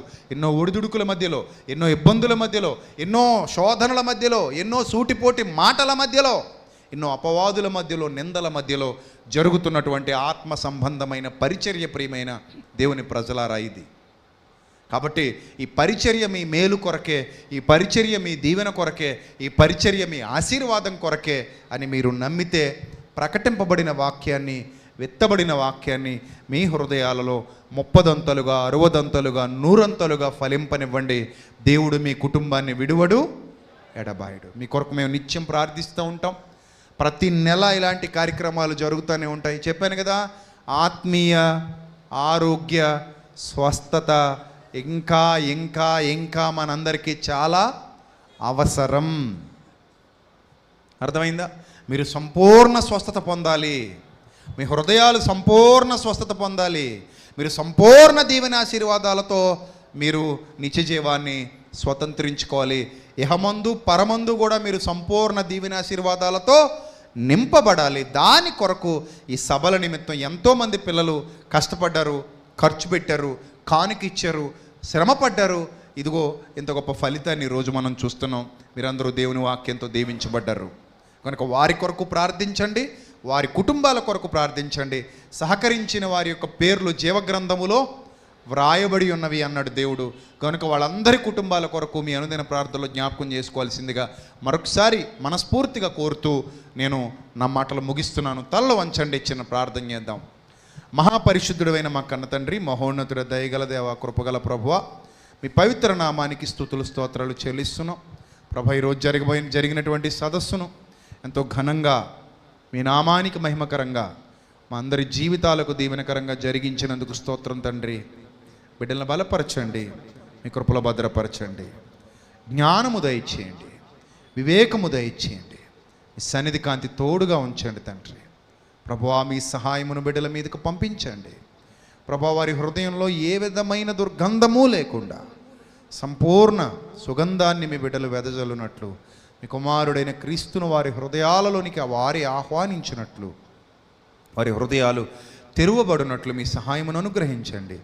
జ్ఞాన వివేకములతో నింపి నడిపించమని ప్రభా, ఈ సదస్సు కొరకు ఎవరైతే చేతులు చాచి ప్రార్థించి సహకరించారో వారిని, వారి కుటుంబాన్ని జ్ఞాపకం చేసుకోండి. కష్టపడిన నా తమ్ముళ్ళను, చెల్లెమ్మలను, అన్నలను, అక్కలను అందరినీ జ్ఞాపకం చేసుకోండి. వారి కుటుంబాలని బహుగా దీవించి ఆశీర్వదించండి. కూడి వచ్చిన పిల్లలు, వారి కుటుంబాలు మీ కృపలో వర్ధిల్లింప చేయండి. మీ కృపాక్షేమములు ఎల్లప్పుడూ వారి వెంట వచ్చినట్లు మీ సహాయమును వారి మీదకి పంపించమని, సమస్త ఘనత, మహిమ, ప్రభావములు మీకు మాత్రమే ఆరోపిస్తూ మీ చిత్తం యొక్క సంపూర్ణతలోనికి మీ బిడ్డలందరినీ నడిపించమని వేడుకుంటూ, ముఖ్యంగా యవనస్తులు అంటారు, తొట్టిల్లిపోకుండా కాపాడమని ప్రాధేయపడుతూ, క్రీస్తు యేసు వారి శ్రేష్టమైన అతి పవిత్రమైన నామంలో ఈ ప్రార్థన మనవులు సమర్పించి మీ వద్ద నుండి జవాబు పొందుకుంటున్నాం మా కన్న తండ్రి. ఆమెన్. అందరికీ వందనాలు. Lord bless you all, love you all.